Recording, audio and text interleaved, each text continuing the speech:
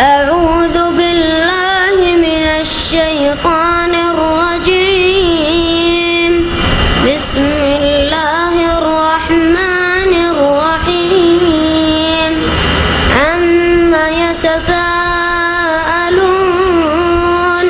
عن النبأ العظيم الذي هم فيه مختلفون كلا سيعلمون ثم كلا سيعلمون ألم نجعل الأرض مهادا والجبال أوتادا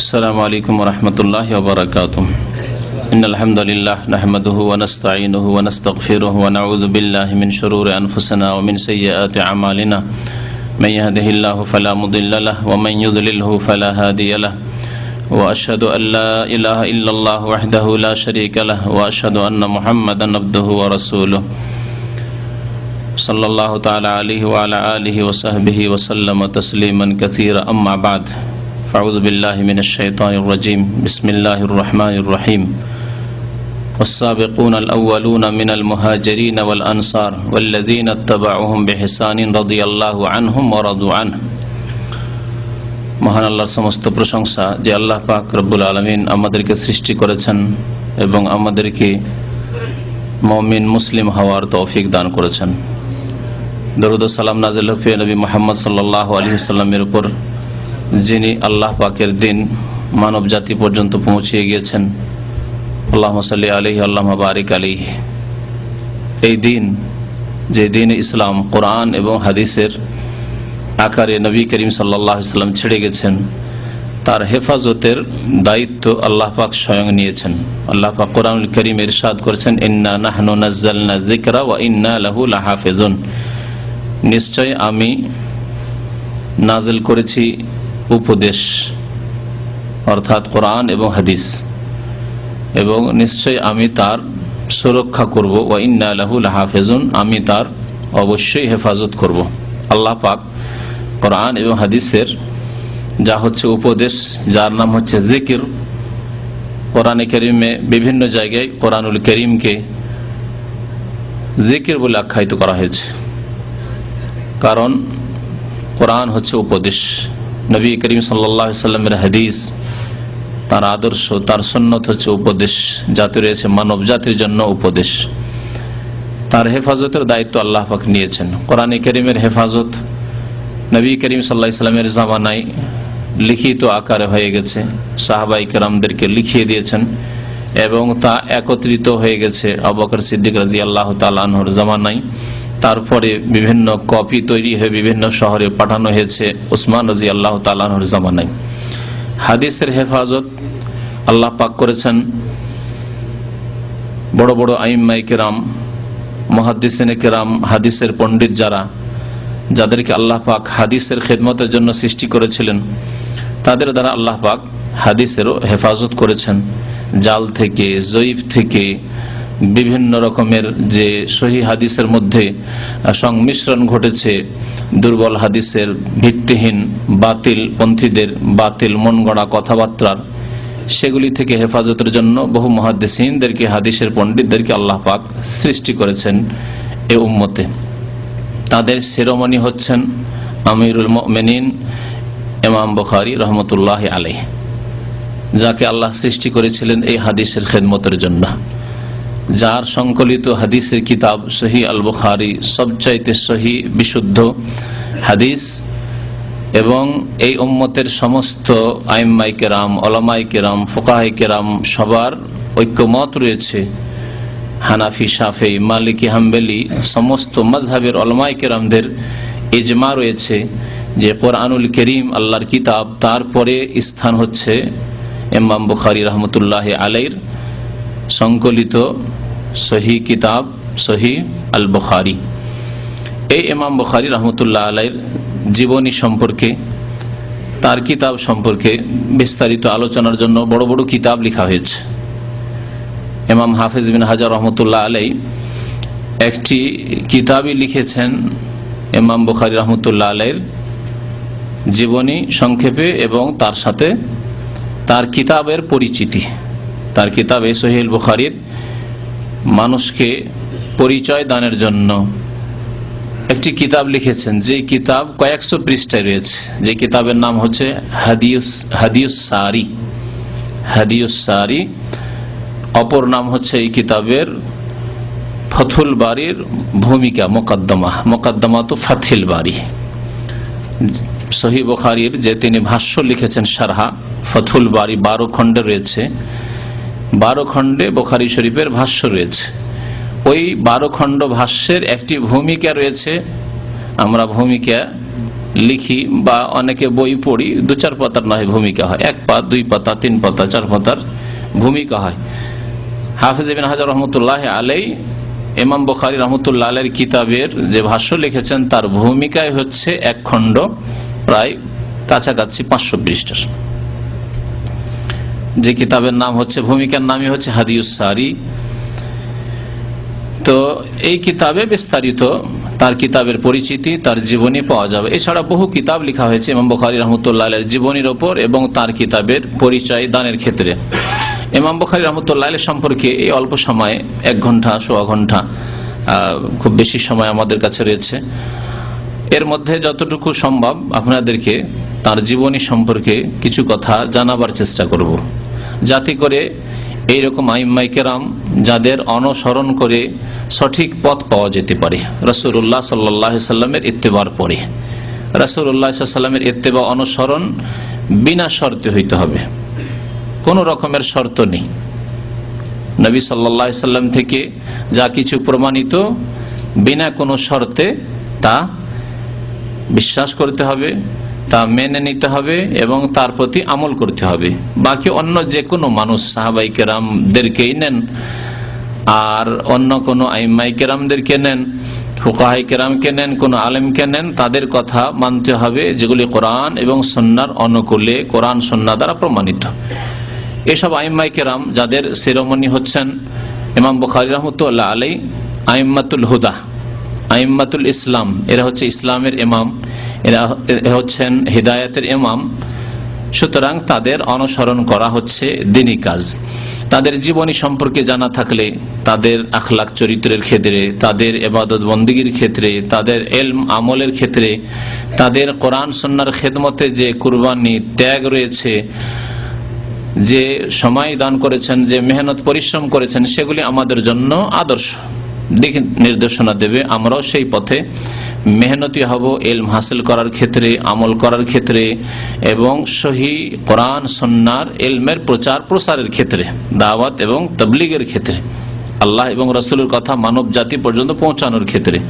এই উদ্দেশ্যে আইম্মাই কেরামের জীবনী, উলামায়ে কেরামের জীবনী চর্চা করা নেকির কাজ। আল্লাহ পাক রব্বুল আলামিন প্রশংসা করেছেন সাহাবাই কেরামদের, মুহাজিরিন এবং আনসারদের, তারপরে তাদের অনুসারী তাবেঈনদের, তারপরে কিয়ামত পর্যন্ত যত মুমিন মুমিনাত আসবেন এবং নিষ্ঠার সাথে, ইখলাসের সাথে, আন্তরিকতার সাথে কোরআন সুন্নাহর অনুসারী হয়ে সাহাবাই কেরাম তাবেঈনদের যারা অনুসরণ করবেন, আল্লাহ পাক ইরশাদ করেছেন সূরা তাওবায়, ওয়াস-সাবিকুনা আল-আউওয়ালুনা মিনাল মুহাজিরিনা ওয়াল আনসার, যারা প্রথম সারির অগ্রগামী মুহাজির এবং আনসার, যারা হিজরত করে মক্কাতুল মুকাররমা থেকে মদিনায় এসেছিলেন রাসূলুল্লাহ সাল্লাল্লাহু আলাইহি ওয়াসাল্লামের সাথে আল্লাহর রাস্তায় জিহাদ করার জন্য, আল্লাহর রাস্তায় আল্লাহর দ্বীনের খেদমত করার জন্য, এবং যারা মদিনার বাসিন্দা নবী করিম সাল্লাল্লাহু আলাইহি ওয়াসাল্লাম মুহাজিরিনদের সাহায্য সহযোগিতা করেছিলেন, তারা আনসার।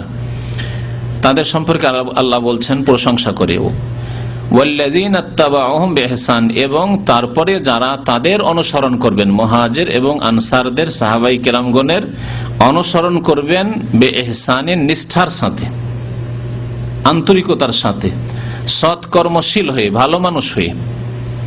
কারণ এমনও কিছু লোক আছে সাহাবায়ে কেরামের জামানায় যারা ইহসানের সাথে, নিষ্ঠার সাথে, আন্তরিকতার সাথে, সততার সাথে ভালো মানুষ হয়ে তাদের পরে আসেননি, বিদাতি হয়ে এসেছেন, খারেজি, রাফেজি, যদিও তাবাইনদের জামানার তারা, কিন্তু তারা যেহেতু বিভ্রান্তির শিকার হয়েছে, সুতরাং এই আয়াতের তারা অন্তর্ভুক্ত নয়। যারা ইসলামকে বিচ্ছিন্ন করেছে, মুসলিম জাতির মধ্যে ফাটল ধরিয়েছে, বিদাত সৃষ্টি করেছে, তারা এর অন্তর্ভুক্ত নয়। সুতরাং আল্লাহ পাক শর্ত লাগিয়েছেন যে ওয়াল্লাযীনা ইত্তাবাউহুম বিইহসান, যারা সাহাবায়ে কেরাম, মুহাজিরিন, আনসারদের অনুসরণ করবে ইহসানের সাথে, সততার সাথে, নিষ্ঠার সাথে, ইখলাসের সাথে। আমরা কোরআন সুন্নাহর খাদেম, আমরা আল্লাহর দ্বীনকে মানব জাতি পর্যন্ত পৌঁছার জন্য এই দ্বীনের খাদেম। আমরা কোনো পার্থিব উদ্দেশ্য নিয়ে আসিনি, মুসলিম জাতিতে ফাটল ধরাবার জন্য আসিনি। এইভাবে যারা ইখলাসের সাথে কাজ করেছে, আল্লাহ পাক তাদের সম্পর্কে বলছেন। সাহাবায়ে কেরামের পরে যারা নিষ্ঠার সাথে অনুসরণ করেছেন, এরা শুধু তাবেঈন নয়, তাবেঈনরা প্রথম যুগের, তারপরে কিয়ামত পর্যন্ত যারাই অনুসরণ করে এই পথ ধরবে, তাদের সম্পর্কে আল্লাহ বলছেন রাদিয়াল্লাহু আনহুম ওয়া রাযু আনহু, আল্লাহ তাদের উপর সন্তুষ্ট হয়ে যাবেন বা হয়ে গিয়েছেন, এবং আল্লাহর উপরও তারা সন্তুষ্ট হয়ে যাবে, তাবেঈনরা। এবং কিয়ামত পর্যন্ত যারাই ইখলাসের সাথে, আন্তরিকতার সাথে সাহাবায়ে কেরামগণের অনুসরণ করবেন, তাদের অন্তর্ভুক্ত হচ্ছেন আইম্মায়ে কেরাম, মুহাদ্দিসিনে কেরাম, ফুকাহায়ে কেরাম। আর তাদের শীর্ষস্থানীয় হচ্ছেন ইমাম বুখারী রাহমাতুল্লাহি আলাইহি, যার জীবনের কিছু অংশ আপনাদের সামনে তুলে ধরব। ইমাম বুখারী রাহমাতুল্লাহি আলাইহির নাম পরিচিতি, তার নাম খুব প্রসিদ্ধ নাম, রাসূলুল্লাহ সাল্লাল্লাহু আলাইহি ওয়াসাল্লামের নাম কি? মুহাম্মদ।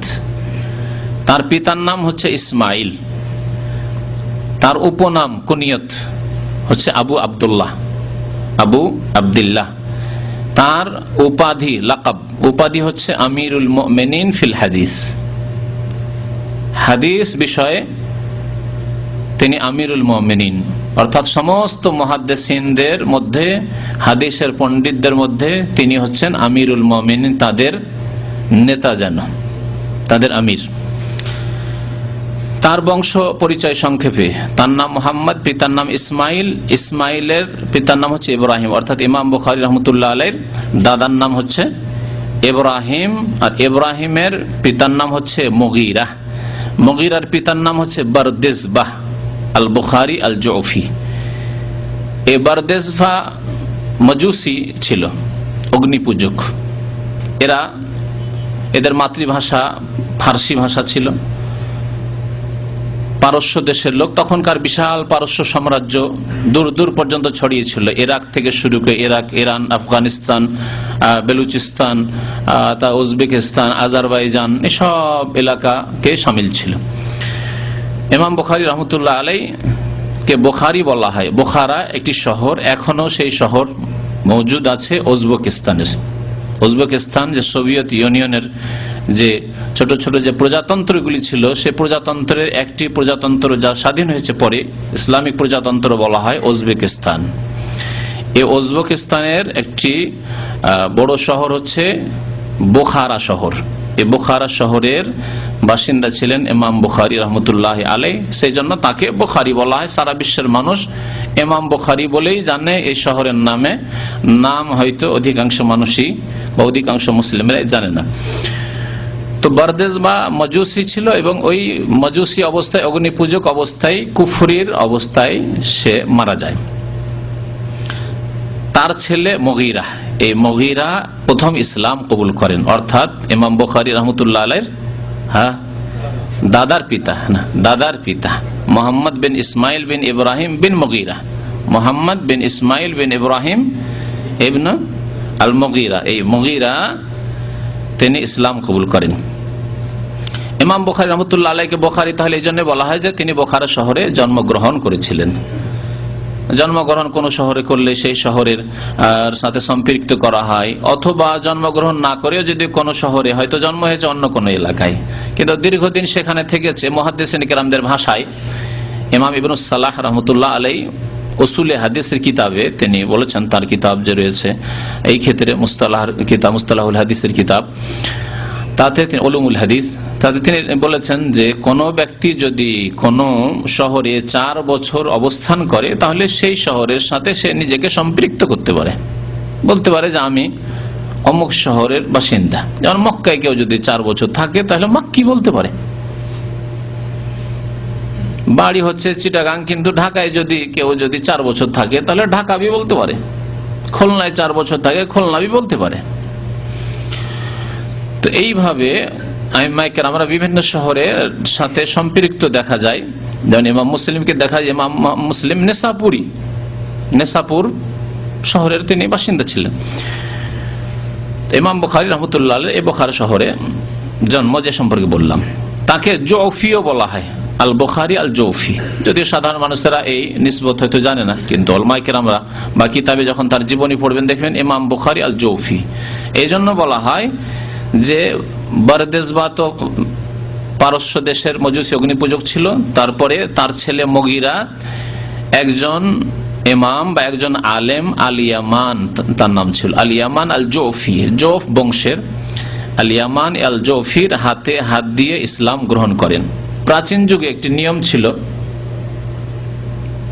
প্রাচীন যুগে অর্থাৎ নবী সাল্লাল্লাহু আলাইহি ওয়াসাল্লামের পরে, সাহাবায়ে কেরামের পরে এই তরিকাটি ছিল যে কোনো ব্যক্তি ইসলাম গ্রহণ করলে কোনো আলেমের হাতে হাত দিয়ে বা তার সামনে গিয়ে, তখন তার এরকম ইসলামিক প্রতিষ্ঠান ছিল না যে ইসলামিক সেন্টারে আসবে, যেমন আমাদের ইসলামিক সেন্টারে এসে অমুসলিমরা মুসলমান হচ্ছে। তো কোন আলেমের কাছে গিয়ে বা কোন ইমাম সাহেবের কাছে গিয়ে, কোন গণ্যমান্য ব্যক্তির কাছে গিয়ে তার হাতে হাত দিয়ে, ধার্মিক দিনদার লোক তার হাতে হাত দিয়ে মুসলমান হলো একজন মুসলিম। যখন মুসলমান হইতো তখন নিজেকে সম্পৃক্ত করত ওই আলেম বা ওই ইমাম বা যার হাতে মুসলমান হয়েছেন, দিনদার ব্যক্তি, ধার্মিক ব্যক্তি, তার বংশের সাথে নিজেকে সম্পৃক্ত করতেন। তো ইমাম বুখারী রাহমাতুল্লাহ আলাইহির দাদার আব্বা মুগীরা মুসলিম হয়েছিলেন, ইসলাম গ্রহণ করেছিলেন ইয়ামান আল জৌফির হাতে, এজন্য তাকে জৌফিও বলা হয়। পরবর্তীকালে এই প্রচলনটি আর থাকেনি যে আজকাল কারো হাতে ইসলাম গ্রহণ করলে ওই বংশের সাথে সম্পৃক্ত হবে, এরকম নিয়মটি আর নেই, উঠে গেছে। ইমাম বুখারী রাহমাতুল্লাহ আলাইহির জন্ম কখন? ইমাম বুখারী রাহমাতুল্লাহ আলাইহির জন্ম হয় জুমার দিনে। জুমার দিনে জন্ম, জুমার নামাজের পরে, শাওয়াল মাসের 13 তারিখ, শাওয়াল মাসের 13 তারিখে। হিজরি সন হচ্ছে 194 হিজরি। 194 হিজরিতে ইমামে বুখারী রাহমাতুল্লাহ আলাইহির জন্ম হয়। তার পিতা ইসমাইল একজন সাধারণ আলেম ছিলেন বলা যেতে পারে আজকালকার ভাষায়, কারণ তার জীবনী ইমাম ইবনে হিব্বান রাহমাতুল্লাহ আলাইহি তার কিতাব আস-সিকাতে উল্লেখ করেছেন। কিতাবুস সিকাত, কিতাবুস সিকাতের বিষয়বস্তু হচ্ছে যে সব বর্ণনাকারীরা হাদিস বর্ণনা করতেন তাদের জীবনী তাতে উল্লেখ করেছেন। তাহলে যেই ব্যক্তি হাদিস বর্ণনা করছে নিশ্চয় তার কাছে দ্বীনের ইলম ছিল, একজন কমপক্ষে সাধারণ আলেম ছিলেন, খুব বড় আলেম না হইল। তো ইমাম ইসমাইল, ইমাম বুখারী রাহমাতুল্লাহ আলাইহির পিতা ইসমাইল, তিনি একজন আলেম ছিলেন এবং অত্যন্ত পরেশগার মানুষ ছিলেন, দিনদার মানুষ ছিলেন, হালাল খেতেন, সন্দেহ থেকে বেঁচে থাকতেন। আর এর প্রভাব পড়ে, বাবা মা যদি সৎ হয়, নেক মানুষ হয়, তো ছেলে মেয়েদের উপর তার ভালো প্রভাব পড়ে। এইরকমই এর উল্টোটাও মনে রাখবেন যে বাবা মা যদি আবার হারাম খাওয়া লোক হয়, গুনাহগার লোক হয়, পাপী লোক হয়, মুত্তাকি পরেশগার না হয়, তো ছেলে মেয়েদের উপর তার খুব প্রভাব পড়ে। তার বাস্তব প্রমাণ ইমাম বুখারী রাহমাতুল্লাহ আলাইহির জীবনীতে দেখতে পাবেন। একটি উক্তি যখন উল্লেখ করব তখন বুঝতে পারবেন। ইমাম বুখারী রাহমাতুল্লাহ আলাইহির জন্মের কিছুদিন পরেই, ছোট্ট ছিলেন, নাবালক অবস্থায় তার পিতার ইন্তেকাল হয়ে যায়। বড় বড় যারা আলেম হয়েছেন, ইমাম হয়েছেন, যাদের দ্বারা আল্লাহ বড় ধরনের খেদমত নিয়েছেন, তাদের অনেকেই এইরকম ছিলেন যে তারা বাল্য জীবনেই তারা আব্বার মায়া, ভালোবাসা, লালন পালন, আদর স্নেহকে হারিয়ে দিয়েছেন। আল্লাহ পাক তাদেরকে ইয়েতিম করে মানুষ করেছেন। এর মাধ্যমে আল্লাহ পাক রব্বুল আলামিন তার কুদরতে কামেলা, তার যে মহাশক্তি, তিনি তা দেখিয়েছেন। শিক্ষার বিষয় রয়েছে যে আমরা সাধারণত বাহ্যিক দৃষ্টিতে মনে করি যে এই ছেলেটি যে মানুষ হয়েছে এর পিছনে ওর বাবার মেহনত আছে, মায়ের মেহনত আছে, ধন দৌলত আছে, কোনো অভাব ছিল না, সেই জন্য পড়াশোনা খুব বড় মানুষ হয়েছে। আমরা এরকম মনে করি না? সবকিছুর আজকাল পার্থিব ব্যাখ্যা হচ্ছে। যে ছেলেটা পড়াশোনা মানুষ হচ্ছে কারণ ছোট থেকেই একেবারে ভালো স্কুলে পড়াশোনা করতে পেরেছে, আর ভালো খরচ খরচা দিয়ে তার বাবা মা পড়াশোনা করিয়েছে, তার লালন পালন খুব ভালো হয়েছে, গাইডটা খুব সুন্দর হয়েছে, কোচ খুব সুন্দর পেয়েছে। এগুলো ভাষা, দুনিয়ার ভাষা আজকাল, তাই না? সেই জন্য সে ডাক্তার হয়েছে, তো ইঞ্জিনিয়ার হয়েছে, ভালো আলেম হইতে পেরেছে না। আল্লাহ পাক রব্বুল আলামিন, আল্লাহর উপর যাদের তাওয়াক্কুল ভরসা আছে তাদেরকে আল্লাহ পাক রব্বুল আলামিন মানুষ করবেন, বড় করবেন, তাদেরকে আল্লাহ জ্ঞানী করবেন, আলেম করবেন, তাদেরকে যোগ্যতা দিবেন, সম্মান দেবেন, আল্লাহ তার জন্য ব্যবস্থা তৈরি করে দেবেন। মুসাব্বিবুল আসবাব, সবকিছু আল্লাহর হাতে। কাকে কার দ্বারা লালিত পালিত করবেন এই কাজ আল্লাহর। এজন্য প্রথম দেখুন রাসূলুল্লাহ সাল্লাল্লাহু আলাইহি ওয়াসাল্লামের জীবনী। দুনিয়ায় আসার আগে কি হচ্ছে? আব্বার ইন্তেকাল হয়ে যাচ্ছে। আব্বা কালো না সাদা, লম্বা না সুন্দর না কেমন দেখলেন না, দেখার সুযোগ পেলেন না। দুনিয়া আসলেন তার আগে আব্বা নেই। মাকে কোন রকম দেখলেন বাল্য জীবনে, মাকেও হারিয়ে ফেললেন, মায়েরও ইন্তেকাল হয়ে গেল। তাও হয়তো মনে থাকলো যে মাই কেমন ছিল নাবালক জীবনে। দাদা দেখাশোনা করতেন, একটু সামান্য বড় হয়েছেন, দাদাকে হারিয়ে ফেললেন। আল্লাহ পাক আবার তৈরি করে দিলেন কাকে দিয়ে লালিত পালিত করবেন, আবু তালেব চাচাকে তৈরি করে দিলেন। আল্লাহ পাক রব্বুল আলামিন এমন করে তৈরি করলেন যে কোন মাদ্রাসায়, কোন প্রতিষ্ঠানে, কোন ওস্তাদের সামনে আলিফ বা তাসা, আলিফ জারা, নুজান্না এইসব শিখা, এসব কিছুই শিখেননি, যাতে করে এই কথা না বলতে পারে যখন রাসূলুল্লাহ সাল্লাল্লাহু আলাইহি ওয়াসাল্লাম নবী আসলেন, আরে আমি থেকে শিখে মানুষ করেছি। দুনিয়ায় বলার কেউ নেই, তাই না? আছে? আমাদেরকে বলার আছে। আমাদেরকে মক্তব যারা কায়দাও পড়িয়েছে, আলিফ বা তাসা যাদের কাছে পড়েছি, আর যাদের কাছে আমাদের ফার্সি ও প্রাথমিক কিতাবগুলি পড়েছি, মিজান পড়েছি, তারাও এখনো অনেকে বেঁচে আছেন, অনেকে ইন্তেকাল করেছে রাহমাতুল্লাহি আলাইহিম। তো তাদের অবদানের কথা তারা উল্লেখ করতে পারেন যে যতই বড় হোক এদেরকে আমরা পড়ে মানুষ করেছি, এরা আমার ছাত্র, এদের কাছ থেকে, এরা আমার কাছ থেকে শিখেছে, বলার মতো অনেকে আছে না? কিন্তু রাসূলুল্লাহ সাল্লাল্লাহু আলাইহি ওয়াসাল্লামের উপর আল্লাহর ছাড়া আর কারো যেন ইহসানের কথা না থাকে, আল্লাহ ছাড়া আর কারো অবদানের কথা কেউ বলতে না পারে যে আমার অবদানে তো মানুষ হয়েছে, এত বড় মানুষ হয়েছে। সেজন্য আল্লাহ পাক রব্বুল আলামিন বাবা নেই, মা নেই, কোন ওস্তাদ নেই, কোন জায়গায় কিছু শিখে নেই, নিরক্ষর হয়ে আল্লাহ পাক এই বড় গুণ বলে কোরআনে কারিমে উল্লেখ করেছেন, আন-নবী আল উম্মি, নিরক্ষর, যার কাছে অক্ষরের কোনো জ্ঞান ছিল না, আলিফ বা তাসা শিখেননি, তাকে আল্লাহ পাক রব্বুল এত শ্রেষ্ঠ মানুষ, মহামানব তৈরি করলেন যে সারা বিশ্বের সবচেয়ে বড় মুআল্লিম, বড় ওস্তাদ তিনি সাল্লাল্লাহু আলাইহি ওয়াসাল্লাম। তো ইমাম বুখারী রাহমাতুল্লাহ আলাইহি বাল্য জীবনে পিতাকে হারিয়ে ফেললেন, তার পিতার ইন্তেকাল হয়ে যায়। তার আম্মা বড়ই দিনদার, পরহেজগার, আল্লাহ ওয়ালি রমণী ছিলেন, লালন পালন করা শুরু করলেন। স্বামী থেকে যে সামান্য কিছু টাকা পয়সা পেয়েছিলেন, যা পেয়েছিলেন তা তার পড়াশোনাতে সমস্ত খরচ করে দিলেন। তারপরে একবার তার আম্মা হজের ইচ্ছা করলেন, হজে গেলেন। তার এক বড় ভাই ছিল, ইমাম বুখারী রাহমাতুল্লাহ আলাইহির বড় ভাই, তার নাম ছিল আহমদ। ইমাম বুখারীর নাম কি বললাম? মুহাম্মদ, আর তার বড় ভাইয়ের নাম ছিল আহমদ, সাবালক হয়েছিলেন তিনি তার আম্মাকে নিয়ে আর ইমাম বুখারী মুহাম্মদকে নিয়ে চললেন হজ।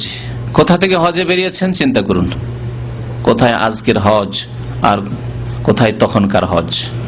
হ্যাঁ, কোথা থেকে হজে বেরিয়েছেন? বোখারা থেকে, উজবেকিস্তান থেকে। উজবেকিস্তান, আজারবাইজান, আফগানিস্তান, ইরান এসব করে ইরাক পার হয়ে, এসব বিশাল মরুভূমি পার হয়ে, না রাস্তা না ঘাট, কিভাবে এসছেন চিন্তা করুন তো। এরোপ্লেন ছিল, পানি জাহাজে, ওটের পিঠে চেপে, ওটের পিঠের সফর। জি, হাজার হাজার মাইল সফর করে মক্কাতুল মুকাররমা পৌঁছলেন, মায়ের সাথে, বড় ভাইয়ের সাথে হজে পৌঁছলেন।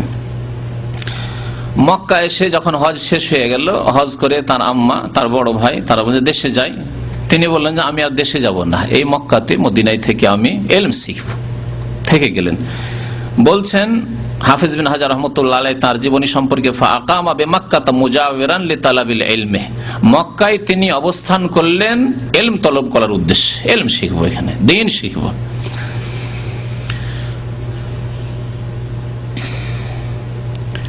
ইমাম বুখারী রাহমাতুল্লাহ বাল্য জীবনের একটি ঘটনাও তার জীবনে উল্লেখ করা হয়েছে। তারিখে বোখারা, বোখারা শহরের ইতিহাস নামক একটি কিতাব রয়েছে সেই কিতাবে, এবং ইমাম লালকাই রহমতুল্লাহ আলাই কিতাবুস সুন্নাহ তার একটি কিতাব রয়েছে আকীদার কিতাব, সেই কিতাবে উল্লেখ করেছেন এই ঘটনাটি যে ইমাম বুখারী রহমতুল্লাহ আলাই এর জন্ম যখন হয় তখন তো তার দৃষ্টিশক্তি ছিল, কিন্তু জাহাবাত আইনাহু ফি সিগারিহি, বাল্য জীবনে হঠাৎ করে তার দৃষ্টিশক্তি শেষ হয়ে যায়, অন্ধ হয়ে যান তিনি। ছোট নাবালক ছিল, হঠাৎ করে দুই চোখ অন্ধ হয়ে যায়। তারপরে মা খুব কান্নাকাটি করে আল্লাহর দরবারে যে আল্লাহ, আমার এই ছেলে এতিম ছেলে, বাবা নেই, আর ছেলে অন্ধ হয়ে গেল, কে আর দেখাশোনা করবে? আল্লাহ তুমি তার দৃষ্টি ফিরিয়ে দাও। খুব দোয়া করেছেন আল্লাহ পাক রব্বুল আলামিনের কাছে। আল্লাহ যে মানুষের দোয়া শোনেন, এবং আল্লাহর কাছে দোয়া করতে গিয়ে কোনো কিছুকে অসম্ভব মনে করার কিছু নেই। ইন্নাল্লাহ আলা কুল্লি শাইইন কাদির, আল্লাহ পাক সব কিছুই করতে পারেন, সর্বশক্তিমান। আল্লাহ কি দিতে পারেন না এই কথা চিন্তা করেন, সবকিছুই আল্লাহ পাক রব্বুল আলামিন দিতে পারেন। দোয়া খুব করতেন, রাত্রে উঠে তাহাজ্জুদ পড়ে যেই সময়গুলিতে দোয়া হয় দোয়া করতেন। একদিন হঠাৎ করে রাত্রে তার মা ঘুমিয়ে আছেন আর দেখছেন স্বপ্নে ইব্রাহিম খলিলুল্লাহ আলাইহিস সালাতু সালামকে। বলছেন ফারাআত উম্মুল খলিল আলাইহিস সালাম ফিল মানাম, স্বপ্নে দেখছেন যে ইব্রাহিম আলাইহিস সালাতু সালাম হাজির হয়ে গেছেন সামনে। ফাকাল আল্লাহ, এসে বলছেন ইব্রাহিম খলিলুল্লাহ, আল্লাহর শ্রেষ্ঠ রাসূল, যত আম্বে এবং রসুল রয়েছেন তাদের মধ্যে শ্রেষ্ঠ রসুল মুহাম্মদুর রাসূলুল্লাহ সাল্লাল্লাহু আলাইহি ওয়াসাল্লাম, এবং তারপরেই তার সাথেই ইব্রাহিম খলিলুল্লাহ।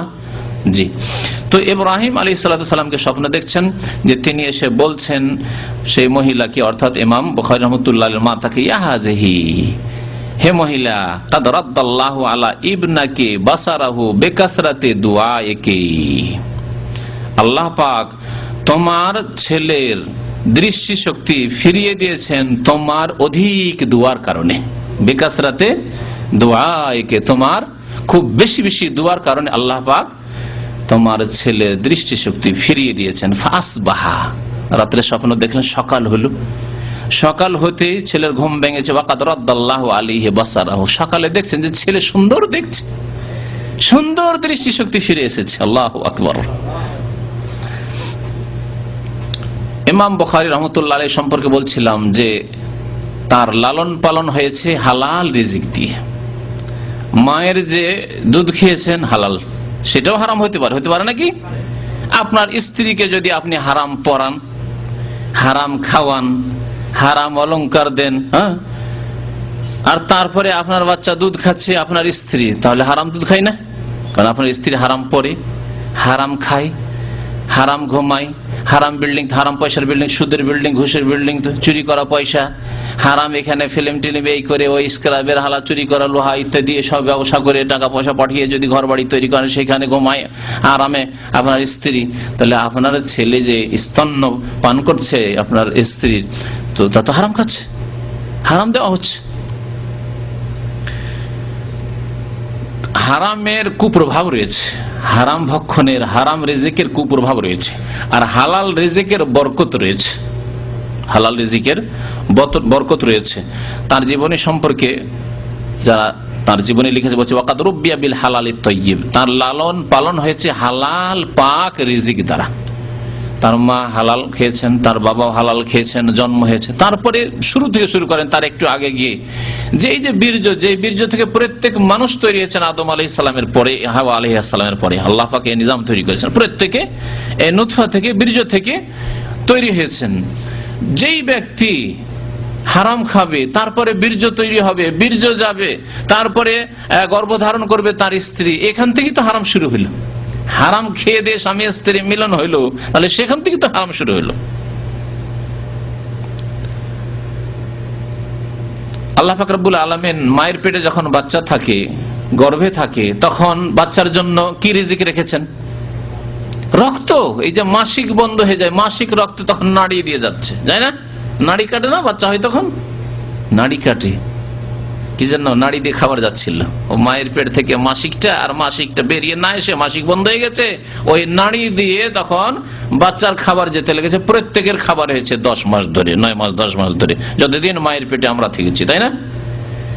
তাহলে ওই মা যদি হারাম খায়, তাহলে সেখান থেকে ওই যে মাসিক রক্ত যাচ্ছে, সেটাও তো হারাম খেয়ে, হারাম থেকে তৈরি হয়ে যাচ্ছে। এখান থেকেই তো হারাম শুরু হয়ে গেল, এর কুপ্রভাব শুরু হয়ে যাবে তখন।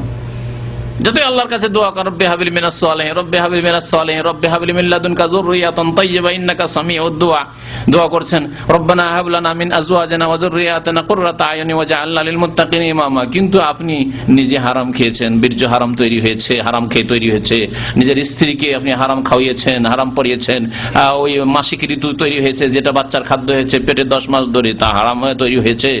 তারপরে দুনিয়াতে আসলো তখন বেবি ভিডু কিনলেন, তাও হারাম, আপনার স্ত্রীকে হারাম খাওয়াচ্ছেন, তাহলে তো হারাম, এখান থেকে হারাম শুরু হয়ে গেছে। এখান থেকে শুরু করবেন চিন্তার কথা। এমন না যে এখন তোমার বিয়ে শাদী হয়নি, এখন তোমার ছেলে মেয়ে হয়নি, আচ্ছা ছেলে মেয়ে হবে তখন সতর্ক সাবধান হয়ে যাব, তখন তওবা করে নেবো, বাচ্চাকে হারাম খাওয়াবো না। না, তার আগে আপনার রক্ত মাংস তৈরি হয়েছে, তা থেকে তো বীর্য তৈরি হবে। বিয়ের আগে থেকে চিন্তা করেন যে আপনার যদি এগুলি হারাম থেকে তৈরি হয়ে থাকে, আপনার বাচ্চাটা কোথা থেকে জন্মাবে? হারাম থেকে জন্মাবে। চিন্তার বিষয় রয়েছে।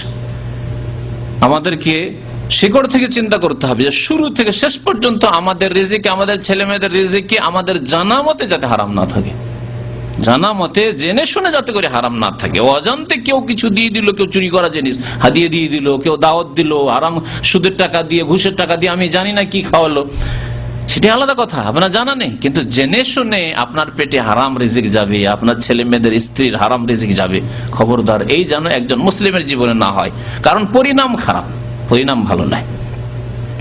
আর যদি হালাল রিজিক দিয়ে আপনার রক্ত মাংস তৈরি হয়, আপনার স্ত্রীর রক্ত মাংস তৈরি হয়, ছেলে মেয়ের রক্ত মাংস তৈরি হয়, তাহলে তার বরকত রয়েছে। সেই বরকত ইমাম বুখারী রাহমাতুল্লাহ আলাইহির জীবনে দেখা গেছে।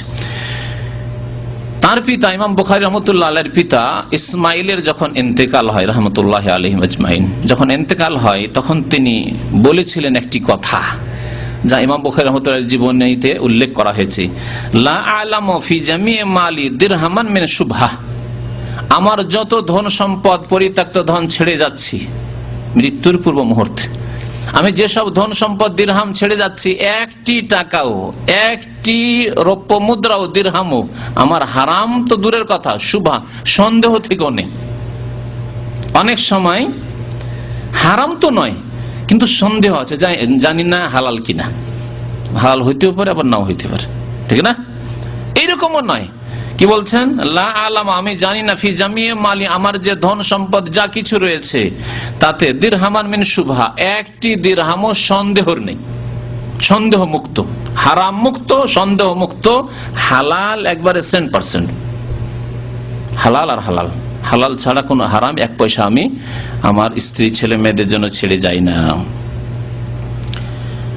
ইমাম বুখারী রাহমাতুল্লাহ আলাইহি দ্বীনের শিক্ষা, হাদিস মুখস্থ করা, মুহাদ্দিসিনদের কাছে গিয়ে হাদিস শোনা কখন শুরু করলেন? আমরা ছেলে মেয়েদেরকে বড় হয়ে যায় পড়াশোনা করাই না,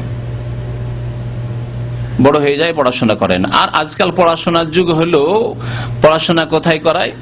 3 বছর 4 বছর বয়সে কেজি স্কুলে ইংলিশ যাতে বলতে পারে, অনার্গল আমার ছেলে ইংলিশ বলতে পারে। আমার ছেলে 8 বছর বয়স হয়নি, 9 বছর বয়স হয়নি, থ্রোল ইংলিশ বলে। এগুলি হচ্ছে আজকাল গৌরবের বিষয় এক শ্রেণীর মুসলিমদের। দিন সম্পর্কে 18 বছর, 20 বছর, 25 বছর বয়স হয়ে গেছে, নামাজ পড়ার শুরু থেকে শেষ পর্যন্ত সুন্নতি তরিকাই জানে না, দোয়া সূরায় মুখস্থ নেই।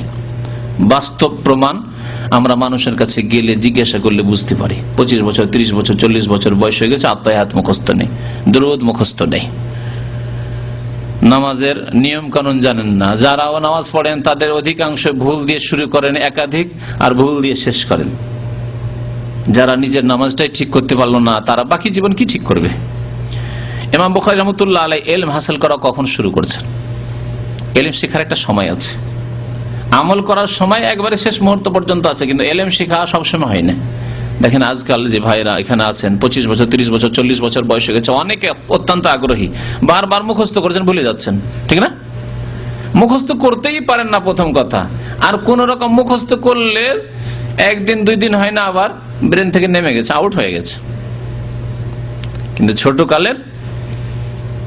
ছোটকালের মুখস্থ কোনোদিন ভুলার নাই। যে ইমামের পেছনে শুনে শুনে যেসব সূরা আয়াত মুখস্থ হয়েছে তা আজ পর্যন্ত ভুলিনি, কিন্তু বড় হে সাবালোকে যেসব মুখস্থ করেছি, আল্লাহ হেফাজত করে, কত কি যে ভুলে যাচ্ছি, তাই না? তো ইমাম বুখারী রাহমাতুল্লাহ আলাইহি ইলম হাসিল করা শুরু করেছে বাদা হিফজাল হাদিস ওয়া কানা উমরুহু 10 সিনিন, 10 বছর বয়সে হাদিস মুখস্থ করা শুরু করেছেন। কোরআন মুখস্থ নয়, কোরআন তার আগেই মুখস্থ হয়ে গেছে। কোরআনের হাফেজ 10 বছরের আগেই হয়ে গেছেন, 10 বছর বয়সে এখন হাদিস হেফজ করা শুরু করেছেন। আর আমাদের দেশে দেওবন্দি মাদ্রাসা, বেরেলভি মাদ্রাসা, কওমি মাদ্রাসা, আলিয়া মাদ্রাসা, অবস্থা শুনবেন। অবস্থা হাদিস কখন পড়ায়? দাওরা হাদিস ফারেক হবে তার 1 বছর আগে প্রথম হাদিস পড়ায় মিশকাত। মাদ্রাসা পড়ার লোক থাকলে ঠিক বলছেন না, 7वीं বা 8वीं জামাতে গিয়ে মিশকাত পড়ায়, মওকুফ আলাই বলে বা 7वीं জামাত বলে। আর 8वीं জামাতে গিয়ে দাওরায়ে হাদিস বুখারী, মুসলিম, আবু দাউদ, তিরমিজি, নাসাই, ইবনে মাজাহ, মুওয়াত্তা মুহাম্মদ, তাহাবি একটু একটু করে পড়িয়ে বরকত, আর 2-1টা খতম করলে হয়তো বুখারীটা বরকতের জন্য খতম করে দিল, বাকিগুলি একটু বরকতের জন্য কিছুটা পড়িয়ে দিল। এইভাবে কি হাদিস শিখা হয়? একটা ছেলে সারা জীবন ধরে নাহু পড়লো, সার পড়লো, গ্রামার পড়লো, বালাগাত পড়লো, আপনার উসুলে ফিকহ পড়লো, ফিকহ পড়ে পড়ে মগজ ভর্তি হয়ে গেছে, মাসলা মাসাইল কে কি বলেছে না বলেছে সব পড়ে মগজ ভর্তি হয়ে গেছে। আর শেষখানে আর বেশি জায়গা নেই এখন তাবারুকের জন্য। শেষ 2 বছরে, প্রথম বছরে মিশকাত, শেষ বছরের মানে শেষ যে 2 বছর তার প্রথম বছরে, আর তারপরে 1 বছরে কালা কালা রাসূলুল্লাহ সাল্লাল্লাহু আলাইহি ওয়াসাল্লাম, কালা কালা রাসূলুল্লাহ সাল্লাল্লাহু আলাইহি ওয়াসাল্লাম, কালা কালা রাসূলুল্লাহ সাল্লাল্লাহু আলাইহি ওয়াসাল্লাম দেখতে আমাদের দৃশ্য হইল। তারপরে ওস্তাদগুলি যারা বুখারী মুসলিম ওই বড় হাদিস পড়ায় অধিকাংশ বয়স্ক বসে থাকে শুধু। এরকম না যে আমার মতো অনর্গল বক্তি আছে, না, বসে আছে। আর ছাত্র পড়তেই আছে। যদি ছাত্র কোনো জায়গায় থামলো, জিজ্ঞাসা করলো, তাহলে ভালো কথা, আর না হলে প্রায় তাড়াতাড়ি শেষ করতে হবে। পড়েই যাচ্ছে। যে ক্লাসে রিডিং করে পড়ে সে ভালো ছেলে হয়। সে যদি থামলো, মানে সে যদি বুঝতে না পারে বা ইচ্ছা করে একটু বুঝতে অনেক সময় পারে না, তারপরেও জিজ্ঞাসা করে না। যদি জিজ্ঞাসা করে তাহলে একটু থামলো, কিছু বললো, আর না হলে বাকিগুলোতে কিছুই বুঝে না, শুধু বসে থাকে, তাবারুক হাসিল করতে থাকে। এইভাবে হাদিস পড়ে কি আর রাসূলুল্লাহ সাল্লাল্লাহু আলাইহি ওয়াসাল্লামের হাদিস সম্পর্কে জ্ঞান হাসিল হবে সহিহ জয়ীফ, না তার মতনের অর্থ সম্পর্কে জ্ঞান হাসিল হবে, আর না আমলই হবে। সেজন্য আমল হয় কিসের উপর? অমুক ইমাম সাহেব এই বলেছেন, অমুক এই বলেছেন, অমুক মাসলা এই রয়েছে, বাকি হাদিসে কি রয়েছে সব বরকতের জন্য পড়া হয়েছে, আমলের জন্য নয়। ইমাম বুখারী রাহমাতুল্লাহ 10 বছর বয়সে হাদিস শুরু করেছেন মুখস্থ করা, যাতে হাদিস দিয়ে মগজ ভর্তি হয়। তাই আল্লাহ পাক তাদের মগজকে হাদিস দিয়ে ভর্তি করেছেন। আর যারা অন্য কিছুর পিছনে ছুটেছে, হাদিসের পিছনে ছুটেনি, তাদেরকে হাদিসের আল্লাহ ইয়াতিম করে দিয়েছেন। হাদিসের সহিহ জয়ীফ জাল তো বুঝেই না, আর হাদিসের মতন কিছু বুঝলো, যদি তাদের ভালো হলো তো কিছু বুঝলো, তারপরে হাদিসের আমল করা নেই। হাদিসকে কেমন করে তাওয়িল করে, তার অর্থ বাঁকা করে নিজের মযহাবের দিকে নিয়ে যেতে হবে। না, বুখারীতে থাকলে কি হবে, আমাদের দলিল অমুক কিতাবে আছে, এটি হচ্ছে তাদের তরিকা। বুখারী মুসলিমে আছে, কিন্তু ওটা আমাদের মযহাবে না, আমাদের মযহাবের দলিল আছে ওই তাহাবিতে আছে, ও মুওয়াত্তা মুহাম্মাদে আছে, ওই ইবনে মাজাহতে আছে, না হয় দারাকুতনিতে আছে, না হয় বাইহাকিতে আছে। এইরকম ভাবে হাদিস পড়ানো হয়, আর সহিহ হাদিস থেকে দূরে সরিয়ে দেওয়া হয়। কারণ হাদিসের শিক্ষা যেমন ভাবে দিতে হবে, সালাফে সালেহিন মুহাদ্দিসিনে কেরাম যেভাবে শিখেছেন সেইভাবে শেখানো হয় না। প্রথম থেকে যদি হাদিস শেখানো হইতো তাহলে তার চিত্রই অন্যরকম হইতো। হাদিসের উপর আমল, আল্লাহর কথার উপর আমল, আর রাসূলুল্লাহ সাল্লাল্লাহু আলাইহি ওয়াসাল্লামের বাণী এবং কর্মের উপর আমলের উপর আমল হইতো। কিছু ভাইরা রয়েছেন যারা শুরু থেকে হাদিস পড়ান, 7-8 বছর ধরে তারা হাদিস পড়ান। আজকাল নতুন সিলেবাসে প্রথম 40 হাদিস পড়ান, তারপরে বুলুগুল মারাম পড়ান বা উমদাতুল আহকাম পড়ান, তারপরে মিশকাত পড়ান, তারপরে 1 বছরে তিরমিজি পড়েন, আর 1 বছরে আবু দাউদ নাসাই পড়েন, তারপরে গিয়ে বুখারী মুসলিম পড়েন। এইভাবে যারা পড়ান 5 বছর 7 বছরে হাদিস পড়লে মোটামুটি একটা অবস্থায় পৌঁছা যেতে পারে। যদিও এতে হাদিসের পণ্ডিত হওয়া যায় না, কারণ ভারত, বাংলাদেশ, পাকিস্তান এইসব দেশেরই আমরা মানুষ, এইসব দেশে হাদিসের সনদ পড়ানো হয় না, মানে সহিহ জয়ীফ কেমন করে হয় এই সাবজেক্টটা পড়ানো হয় না। তারপরে অর্থ, মতন, তার সারহা, ব্যাখ্যা মোটামুটি কিছু দূর এগিয়ে যাওয়া যেতে পারে যদি ভালো মেধা শক্তিওয়ালা ছেলে হয়। তো ইমাম বুখারী রাহমাতুল্লাহ আলাইহি 10 বছর বা আকাল বা 10 বছরের কম বয়স তখনই হাদিস মুখস্থ করা শুরু করেছিলেন। প্রথম সফর নিজের এলাকায় যে সব হাদিসের পণ্ডিতরা ছিলেন বোখারার আশেপাশে, ওখান থেকে শিখা হয়ে গেছে, এখন দূরে যেতে হবে। আমরা যখন মাদ্রাসায় পড়াশোনা করেছি ওই রকম করেছি। আমার মনে পড়ছে 1974-75 কথা, 71 পরে 1974-75 মামার বাড়ি পড়াশোনা করতাম থেকে মাদ্রাসায়, ওই 2-3 পর্যন্ত ছোট মাদ্রাসা, ওখানে মামার বাড়ি থাকি, খেলাধুলা করি আর পড়ি। ওখানে তো আর কেউ কিছু বলার নেই, আব্বারও খোঁজ খবর নেই। তারপরে আব্বা জানবি কি করে, মামারা তো বলবে না, কারণ জানে যে বললে তো অসুবিধা। তো ওখানে থেকে কোন রকম খেলাধুলা করে পড়লাম। তারপরে যেতে হবে, বয়স তখন 12 বছর 13 বছর, সাহস হয় না বিদেশে যাওয়ার। এখন লজিং খেতে হবে আর অপরের বাড়ি মাদ্রাসার বোর্ডিং এ থাকতে হবে, ওখানে কেউ চেনার পরিচয় নেই। 12-13 বছর বয়সে বড়ই চিন্তার বিষয়, কেমন করে যাব, কিন্তু যেতে বাধ্য হইলাম। এখন এখানকার পড়া শেষ, যেতে হবে। গিয়ে রাত্রে উঠে কান্না করতাম, রাত্রি 11টা 12টা 1টায় সবাই ছাত্ররা শুয়ে আছে আর ঘুম ভেঙে যেত, কান্না করতাম। মায়ের কথা মনে পড়তো, বাবার কথা মনে পড়তো, বাড়ির কথা মনে পড়তো, কোথায় শুয়ে আছি, কান্না করতাম। মনে আছে ওই জীবন, 75-76 ঘটনা। তো বিদেশে না গেলে কোরআন এবং হাদিসের শিক্ষা হয় না, বাড়িতে থেকে শিক্ষা হবে না। আপনার এমন গ্রামে বাড়ি, সেখানে হয়তো বড় মাদ্রাসা ইসলামিক প্রতিষ্ঠান নেই, সহি শিক্ষা নেই, ভেজালা শিক্ষা রয়েছে। তাহলে সহি শিক্ষার জন্য দূরে সফর করতে হবে। ইমাম বুখারী রাহমাতুল্লাহ আলাইহি 210 হিজরিতে প্রথম সফর শুরু করলেন দূর দূরান্তের হাদিস তলব করার জন্য, হাদিস শিখার জন্য। তখনকার যুগে মাদ্রাসায় বসে হাদিস শিখা হতো না, আজকালকার জামানার মতো না যে একটা মাদ্রাসায় চলে গেছি, ক্লাস হচ্ছে 6টা 7টা 8টা সাবজেক্ট আছে, বিভিন্ন ওস্তাদ আছে পড়াচ্ছেন, একই জায়গায় বসে আরামে খাচ্ছি, জাগিরে খাচ্ছি, লজিং এ অথবা বোর্ডিং এ খাচ্ছি। না, এরকম ছিল না। কিরকম নিয়ম ছিল তাহলে? শুনতে পেলেন যে বাগদাদে বা বাসরাতে বা কুফাতে, শামে, দামেস্কে, এইরকম বিভিন্ন শহরে, সানআতে, ইয়ামানে, অমুক অমুক শহরে 2-1 মুহাদ্দিস আছেন যারা হাদিস বর্ণনা করেন। আর তাদের বাড়িতে বাড়িতে গিয়ে বা মসজিদে গিয়ে উঠতে হবে, তাদের সাথে সাক্ষাৎ করতে হবে, কলম নিয়ে আর কালির দত নিয়ে। আজকালকার জামানার কলম না, কালির দতওয়ালা কলম দেখেছেন না, ডুবিয়ে ডুবিয়ে লেখা। হ্যাঁ, লিখেছি, আমরা লিখি ছোট কালে, কালির দতে ডুবাবেন আর লিখবেন, কঞ্চির কলম, এইসব নিয়ে প্রস্তুত। আর কাগজ নিয়ে, যদি কাগজের যুগ থাকে তাহলে, কাগজের যুগ না হইলে হারুন রশিদ রহমতুল্লাহ আলাইহি বাদশার জামানায় মনে হয় প্রথম কাগজ হয়েছে, তার আগে কাগজ ছিল না। হ্যাঁ, পাতায়, পাথরে, হ্যাঁ, এইভাবে বিভিন্ন কিছুতে, গাছের ছালে, বাকলে, এসব লিখা হইতো। চামড়ায় লিখা হইতো।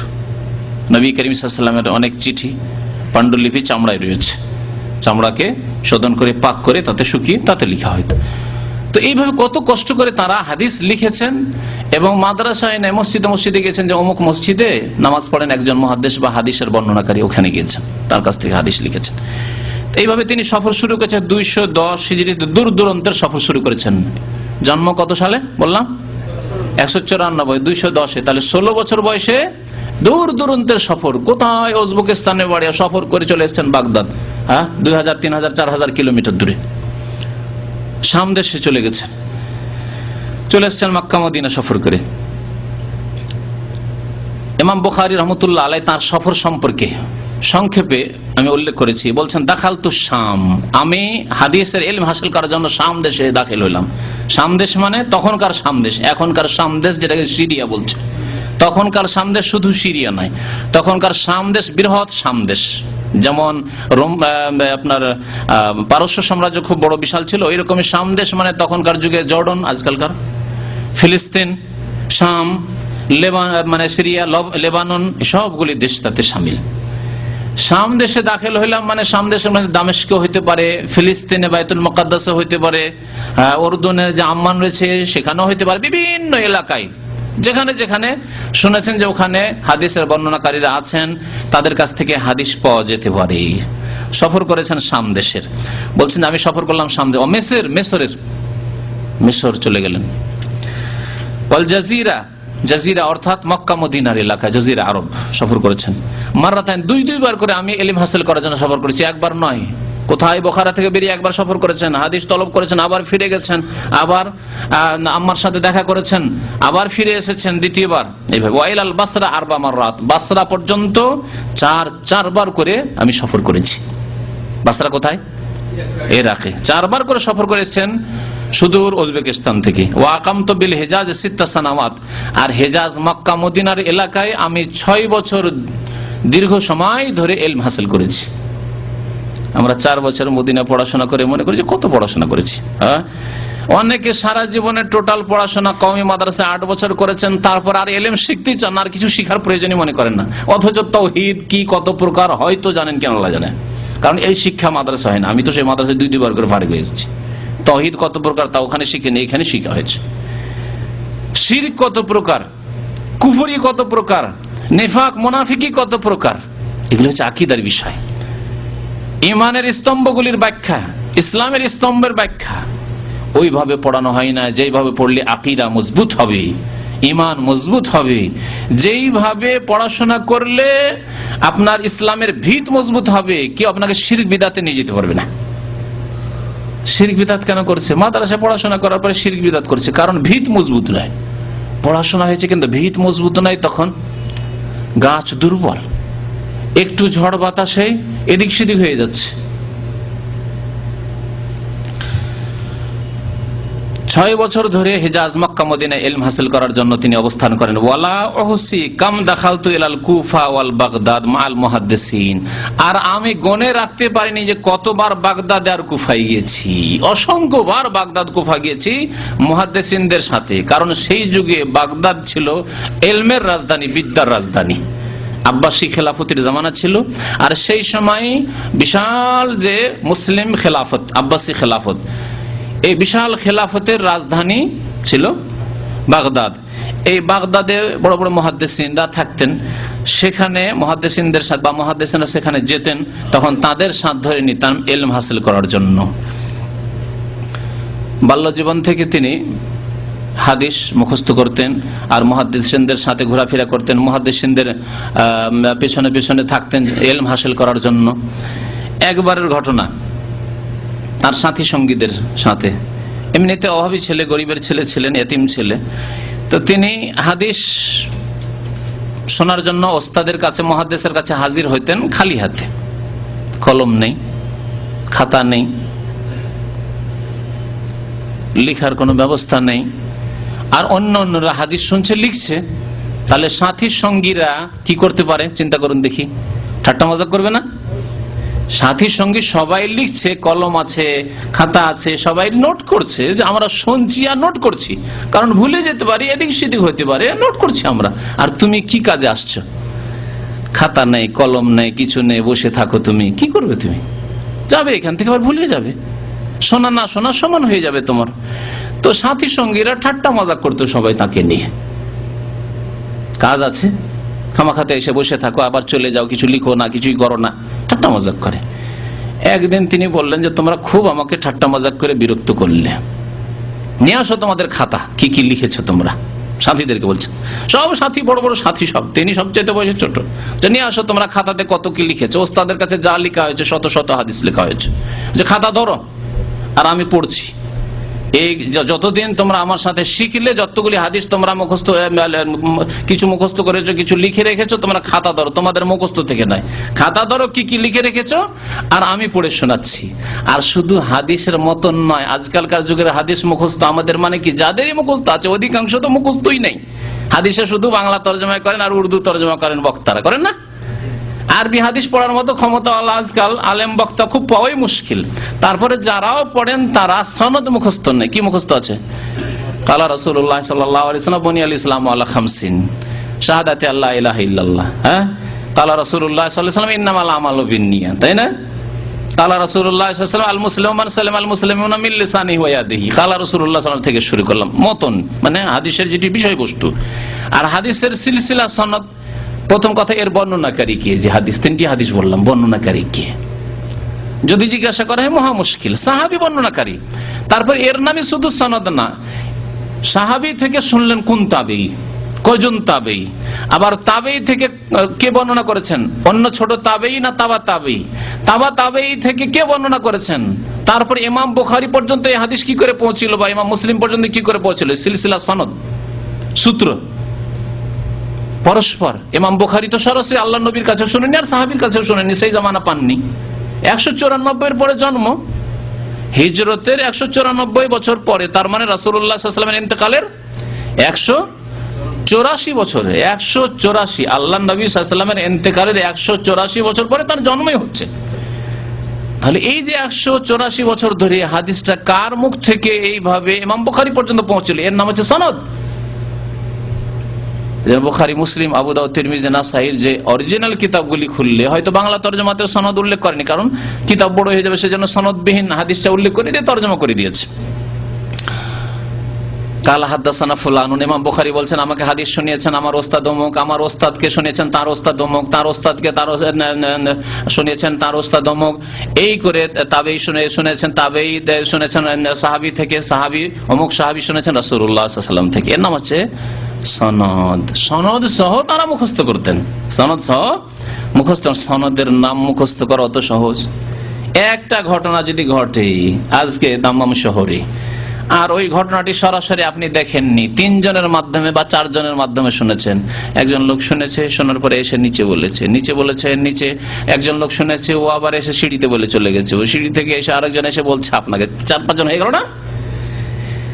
তারপরে যদি আপনাকে জিজ্ঞাসা করা যায় আচ্ছা ঘটনাটা কেমন করে জানলে, যে মারামারি হয়েছে বা একটা কোনো ঘটনা ঘটেছে বা এখানে ধরাধরি হয়েছে, কোনো অপরাধ করছিল ধরেছে, যে কোনো একটা ঘটনা হোক না কেন, কিন্তু কয়েক মাধ্যম দিয়ে আপনার কাছে খবরটি আসলো, যদি আপনাকে জিজ্ঞাসা করি যে আপনি কার মুখে শুনলেন, তখন প্রথমখানি বলবেন যে হ্যাঁ একটা লোক বলে গেল, জানি না, লোকটিকে চিনি না। তাহলে যাকে চেনেন না, হতে পারে সে মৃত্যু, হতে পারে তার স্মৃতি শক্তি দুর্বল, তিলকে তাল করা লোক, শুনেছে একরকম বললো আর একরকম, হইতে পারে নাকি? মরিচ মশলা দিয়ে একটু সাজিয়ে সুজিয়ে বাড়াবাড়ি করে বললো, বা বুঝতেই পারল না ঠিকভাবে, উল্টো পাল্টা করে বললো, মেলা রকম হইতে পারে। এইভাবে হাদিস জয়ীফ আর জাল হয়েছে। এই মাধ্যমগুলিতে গিয়ে একজন যদি দিনদারিতে কম হয়, স্মৃতি শক্তিতে দুর্বল হয়, অথবা মিথ্যা বলা অহরহ অভ্যাস, যাদের খুব বেশি কথা বলা অভ্যাস তারা ভুল করেও বেশি করে না? যত বেশি কথা বলবেন, জবান এমন জিনিস যে যত ঠান্ডা রাখবেন তত ঠান্ডা থাকবে, যত বেশি বলবেন তত বেশি ভুল হবে। বিশেষ করে যদি তার সাথে ইলম না থাকে কোরআন এবং হাদিসের, আর তাকওয়া পরহেজগারি না থাকে, তো ভুল হওয়া স্বাভাবিক এই জবানের। তো এইখানে যদি আপনাকে জিজ্ঞাসা করা হয় যে আপনি ঠিক আছে, একজনের মনে আছে আপনাকে শোনালো অমুক, ও আবার কাছ থেকে শুনলো, ভাই জানি না, অথবা আরেকজন লোক নাম কি বলতে কি বলে ফেললেন আপনি, এখানে 3 জনের মধ্যে গোলমাল করে ফেললেন। একটির সনদ আপনার মনে নেই যে একটা ঘটনা আজকে ঘটেছে, ঘটনাটা যে 3 জনের মাধ্যমে শোনালেন আপনি, এদের নাম কি তাই আপনার মুখস্থ নেই। ভাই বলেছিল, হয়তো বলছেন নাম বলেছিল, কিন্তু ভাই ভুলে গেছি, মাত্র আধা ঘন্টা আগে শুনেছেন। নাম বলেছিল, কার কাছ থেকে ও শুনলো, ও আবার কার কাছ থেকে শুনলো, 3-4 জনের নাম বলেছিল, কিন্তু আমি সবার নাম ভুলে গেছি। আমাদের অবস্থা এরকম নয়? আমাদের স্মৃতি শক্তি এত দুর্বল হয়ে গেছে আমাদের পাপের কারণে, গুনার কারণে, আর দুনিয়ায় আমরা ডুবে গেছি, দুনিয়া দুনিয়া দুনিয়া, এই জন্য ইলম আমরা ভুলে গেছি, মনে থাকে না আমাদের। সনদ সহ হাদিস লিখতেন তখনকার জামানার মুহাদ্দিসিনগণ এবং লিখাতেন। ছাত্রদেরকে বলেন, সাথীদেরকে, যে তোমরা তোমাদের খাতাগুলি ধরো, আর আমি হাদিস পড়ে শোনাচ্ছি, যতগুলি হাদিস শুনেছি একটা একটা করে, আর তরতিবের সাথে, অমুক দিনে এতটি হাদিস শুনেছি, 10টা 20টা 25টা 30টা হাদিস শুনেছি, শোনো শুরু থেকে, আর তরতিবের উল্টো পাল্টা না, আগে পরে করে না, যেইভাবে তোমরা ওস্তাদের কাছ থেকে লিখেছো ওইভাবে আমি শোনাচ্ছি।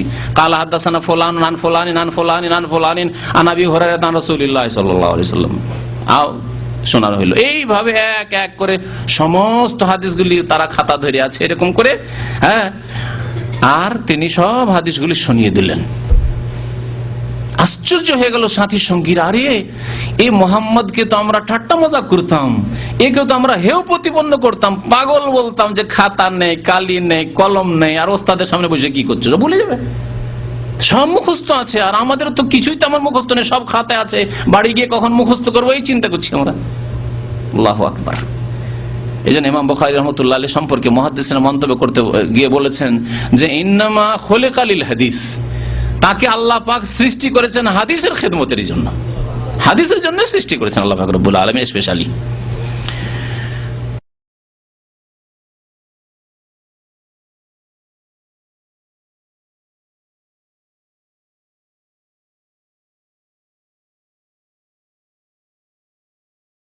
আউযু বিল্লাহি মিনাশ শাইতানির রাজীম, বিসমিল্লাহির রহমানির রহিম।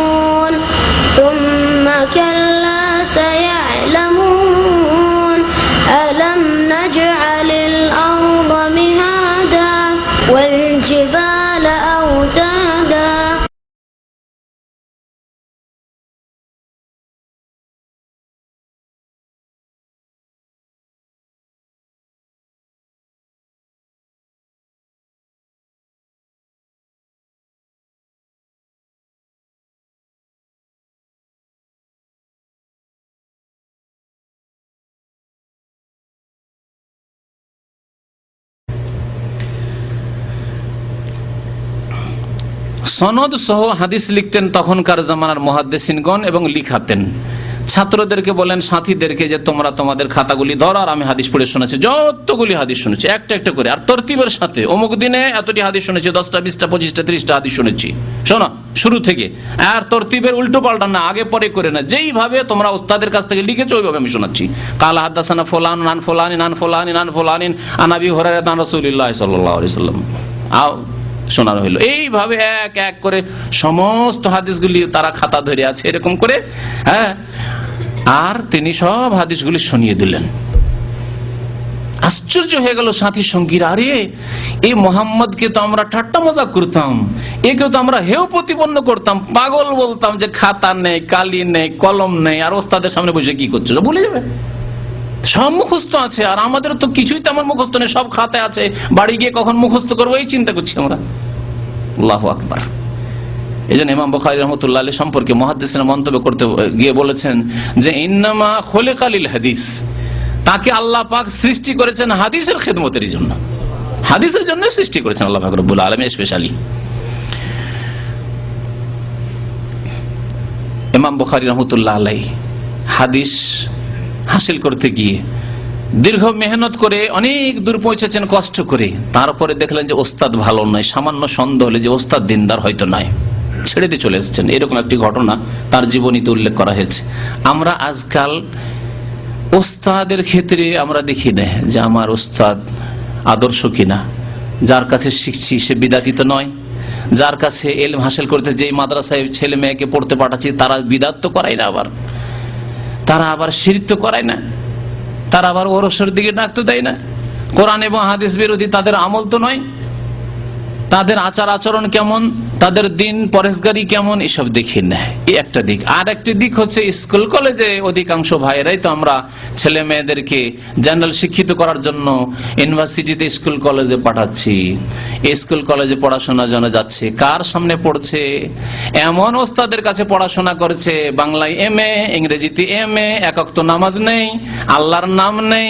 হ্যাঁ, আল্লাহর নাম আসলেও কোনো ক্ষেত্রে আসলে আল্লাহর নাম ওইভাবে আসে, একজন মুমিনের যেমন আল্লাহর নাম উল্লেখ করবে সেইভাবে নয়। রাসূলুল্লাহ সাল্লাল্লাহু আলাইহি ওয়াসাল্লামের নাম আসলে সাল্লাল্লাহু আলাইহি ওয়াসাল্লাম বলতে তাদেরকে লজ্জা লাগে, দেখা সাক্ষাৎ হলে সালাম দিতে নিতে তাদেরকে লজ্জা লাগে। নিজেকে মনে করে যে সালাম নেওয়ার দেওয়া এগুলি নিজের মুসলিম পরিচয় দেওয়া, এটা মানে ঠিক নয়, মানে এটা সংকীর্ণতা এগুলি, অথবা এইসব পরিচয় কেন? সেকুলার, আমরা সেকুলার লোক আমরা ধর্মনির বাবার ইউনিভার্সিটি ক্যাম্পাসে, ইউনিভার্সিটির কক্ষে ক্লাসে, আবার এখানে কেন ধর্মের কথা, ইসলামের কথা? তাদের কাছে আমরা ছেলে মেয়েদেরকে পড়াশোনা করার জন্য পাঠাচ্ছি, কি শিখবে সেখান থেকে বলুন? তাদের অনেকে নাস্তিক, অনেকে ফাসেক, অনেকে লম্পট, তাদের চরিত্র আল্লাহ ভালো জানে তাদের কি অবস্থা। জীবনে দেখলেন না যে নামাজ পড়ে আপনার ছেলের বাংলা MA করে আসলো, সে ওস্তাদ জীবনও জুমাও পড়তে দেখলেন না, 5 ওয়াক্ত নামাজও পড়তে দেখলেন না, আপনার ছেলে কি শিখবে তার কাছ থেকে? কি শিখবে তার কাছ থেকে? এইসব ওস্তাদদের কাছে যদি আমরা ছেলে মেয়েদেরকে পড়াই, সাবালক ছেলেকে মহিলা প্রফেসরের কাছে, লেকচারের কাছে পড়াশোনা দিচ্ছেন, আপনার সাবালক ছেলে মহিলা প্রফেসর লেকচারের কাছে পড়াশোনা করবে, কি শিখবে তার কাছে? কি আদর্শ শিখবে? সে তো যৌবনে আছে, শুধু তাকাইতে থাকবে, ওস্তাদ হইলে কি হবে? সে তো মহিলা, যার দিকে তো আল্লাহ একটা আকর্ষণ রেখে দিয়েছে। এসব পড়াশোনার স্থান। আর এখানে গিয়ে মানুষের মতো মানুষ, মুসলিমের মতো মুসলিম তৈরি হবে? এই কি কারখানা মানুষ, চরিত্রবান মানুষ তৈরি করার কারখানা? কখনো না। আশা করি আমার কথা বুঝতে পারছেন না। আমাদেরকে কোনখানে ছেলে মেয়েদেরকে মানুষ করতে হবে, কোন ওস্তাদের কাছে মানুষ করতে হবে, যাতে করে আদর্শ ছেলে আদর্শ ওস্তাদকে দেখে আদর্শ শিখে, তাহলে আদর্শ হইতে পারবে, না হলে বাঁকা হয়ে যাবে, না হলে কচি ছেলে বাঁকা হয়ে যাবে, বক্র পথ অবলম্বন করবে। ইমাম বুখারী রাহমাতুল্লাহ আলাইহির জীবনের কথা বলছিলাম যে তিনি একবার শুনতে পেয়েছেন যে সুদূর কোন শহরে এক ওস্তাদ আছেন, হাদিসের বর্ণনাকারী, তার কাছে কিছু হাদিস আছে। শুনতে পেয়ে গেলেন যে ঠিক আছে, দেখি তার কাছে নতুন কিছু হাদিস পেতে পারি, গিয়ে নিয়ে আসবো, মুখস্থ করে আসবো, নোট করে নিয়ে আসবো। 3 দিন সফর করে, 3 দিন 3 রাত সফর করে উঠে পিঠে চেপে পৌঁছেছেন। কয়েকশো কিলোমিটার, তাহলে 3 দিন 3 রাতের সফর মানে কয়েকশো কিলোমিটার সফর করে ওখানে গিয়ে দেখছেন যে সেই ওস্তাদ হাদিসের বর্ণনাকারী তার ঘোড়াকে ডাকছে, মুষ্টিটা এইভাবে ধরে ঘোড়াকে ধরার চেষ্টা করছে। ঘোড়াটা পালাচ্ছে, মানে ধরা দিচ্ছে না, ঘোড়াকে ধরার চেষ্টা করছে। তারপরে ঘোড়া যেমন দেখেছে হাতটা বাড়াচ্ছে, ঘোড়া ভাবছে কিছু খেতে দেবে, করে না এরকম, কিছু খেতে দিব হয়তো। ঘোড়াটা তখন এগিয়ে চলে আসছে, মনিবের দিকে, মালিকের দিকে এগিয়ে চলে আসছে। যেমন ঘোড়াটা কাছে এগিয়ে আসছে, পট করে ঘোড়াটাকে ধরে নিয়েছে, কিছুই দিল না ঘোড়াকে, ঘোড়াটাকে ফট করে ধরে নিলাম। ইমাম বুখারী রাহমাতুল্লাহ আলাইহি সেখান থেকে টান দিলেন, ফিরে হাঁটতে শুরু করেছেন। কি ব্যাপার, আপনি আসছিলেন আবার চলে গেলেন কেন? যে আপনার কাছে আসছিলাম, কিন্তু দেখলাম যে আমার প্রয়োজন মিটে গেছে। আপনার কাছে এসেছিলাম 3 দিন সফর করে, কিন্তু আমার প্রয়োজন শেষ হয়ে গেছে, সেই জন্য ফিরে যাচ্ছি। কি ব্যাপার, কেন অসন্তুষ্ট হলেন? অসন্তুষ্ট কিছু নয়, তবে দেখলাম যে আপনি ঘোড়াকে ধোঁকা দিলেন। যখন ঘোড়াকে আপনি ধোঁকা দিতে পারেন, তো আমার মতো মোহাম্মদ বিন ইসমাইলকে অবশ্যই ধোঁকা দিতে পারেন। আমাকে জাল হাদিস শুনিয়ে দেবেন, আমাকে মিথ্যা কথা বলে দেবেন, হাদিস বলে আমাকে জয়ীব কথা শুনিয়ে দেবেন, ভিত্তিহীন কথা শুনিয়ে দেবেন। আমি রাসূলুল্লাহর হাদিস মনে করবো সাল্লাল্লাহু আলাইহি সাল্লাম, আর আমিও আপনার মতো পথভ্রষ্ট হব। আপনার কাছে হাদিস নেওয়ার মতো আমার রাস্তা থেকে যায়নি, আপনি আস্থা হারিয়ে ফেলেছেন। আপনার কাছ থেকে হাদিস শেখার কোনো প্রয়োজন নেই। দেখলেন, ওস্তাদ হতে হবে সৎ, কমপক্ষে ফরজ ওয়াজিব আদায় করে, হারাম নাজাজ থেকে বেঁচে থাকে। একটা মাদ্রাসার চিত্র তুলে ধরছি। মাদ্রাসার বড় বড় ওস্তাদগুলি জর্দা দেওয়া পান খায়, দেখেছেন? মাদ্রাসায় গিয়ে বসবেন, আর মাদ্রাসায় যারা থেকেছেন তারা জানেন জর্দা ছাড়া পান খাবে না। আরে পানটাও কোন রকম যদি খান, সেটাও তো অপচয়, পয়সার অপচয়, লাভ তো কিছু নেই, পয়সার অপচয়, মুখ লাল করা শুধু। তারপরে সাদা যদি হইতো তাহলে হারামের ফতোয়া হয়তো দিতাম না, যদিও অপচয়, খানিকটা বেঁচে থাকাই উচিত। কিন্তু তার উপর জর্দা, যে জর্দা তৈরি হয় তামাক থেকে, যে তামাক হচ্ছে হারাম, সেই তামাক দেওয়া হয় সিগারেটে, সেই তামাক দেওয়া হয় বিড়িতে, সেই তামাক দেওয়া হয় হুক্কাতে, কলকিতে। সেজন্য হুক্কার আপনার বিড়ি সিগারেট ওগুলি হারাম হয়ে গেল, বা ওগুলি মাকরুহ হয়ে গেল। আর আপনি হুজুর শাইখুল হাদিস আর পানের বাটুয়া নিয়ে বসে আছেন, আর জর্দা ডিব্বা নিয়ে বসে আছেন, আর জর্দা ফুকাচ্ছেন, জিবাই ধরছেন, আবার কেউ খায়নি ঘুষে, চুন দিয়ে ঘুষছেন আর পড়াচ্ছেন। এইরকম অবস্থা দেখেছি মাদ্রাসায়। এদিকে কালা কালা রাসূলুল্লাহ সাল্লাল্লাহু আলাইহি ওয়াসাল্লাম হাদিস চলছে, ফেকার দার্স চলছে, আর ও মিয়াজি শাইখুল হাদিস বা শাইখুল ফেকা ঘুষে দিয়ে দিলাম। একজন আলেম ছিল, একটু লজ্জা করতেন যে হাদিস পড়াচ্ছি বা পড়াচ্ছি, কোরআন তাফসীর পড়াচ্ছি বা ফিকহ পড়াচ্ছি, কি করে দেব? তো তিনি চাদরের তলা এরকম করে, রহমতুল্লাহ আল্লাহ যেন মাফ করে, তার চাদরের তলায় বদ অভ্যাস ছিল এই খাওয়া, এই হারাম জিনিস। আর আমাদের দেশের আলেমরা হারাম জিনিস এই জন্য খাচ্ছি, ও হারামই মনে করে না, ও মকরু করে খেয়েই যাচ্ছে। মকরু মানে খেতে হবে নাকি? মকরু মানে, আমি বলি এই জন্য ভাইদেরকে, যে মকরু মানে যদি অপছন্দনীয়, ঠিক না? মকরু মানে অপছন্দনীয়। কার কাছে অপছন্দনীয়? আল্লাহর কাছে, রাসূলের কাছে। যদি আল্লাহ এবং তার রাসূলের কাছে অপছন্দনীয় হয়, তো আপনার কি করে ভক্ষণীয় হইতে পারে? আপনি কি করে খেতে পারেন? আপনাকে ছাড়তে হবে না? অবশ্যই, সেটি খাওয়ার জন্য নয়। তো লুকিয়ে এদিকে দিয়ে এরকম করে ধরে দিয়ে দিতেন মুখে, চাঁদের আড় করে। অদভ্যাস অনেক ওস্তাদের থেকেছে, ওস্তাদ থেকে প্রভাবিত হয় অনেকে। আলহামদুলিল্লাহ জীবনে জর্দা মুখে যায়নি, পানটাও হয় 25 বছর আগে ছেড়ে দিয়েছে, আলহামদুলিল্লাহ, সেটা আল্লাহ পাক তৌফিক দিয়েছেন।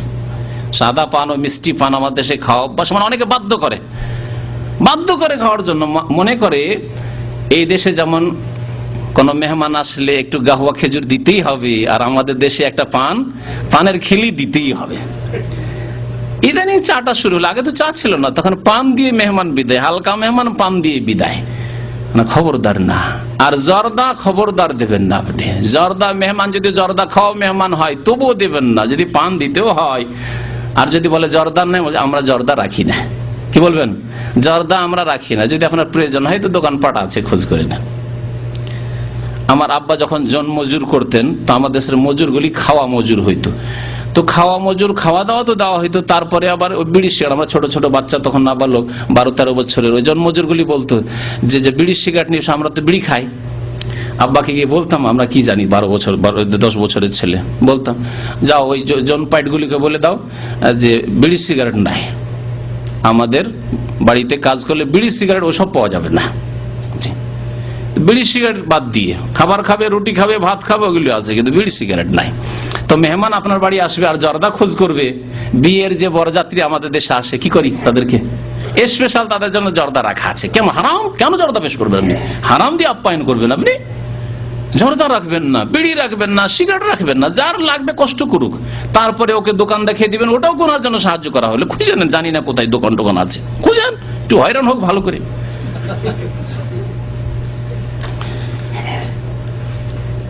তামাক জাতীয় জিনিস হারাম।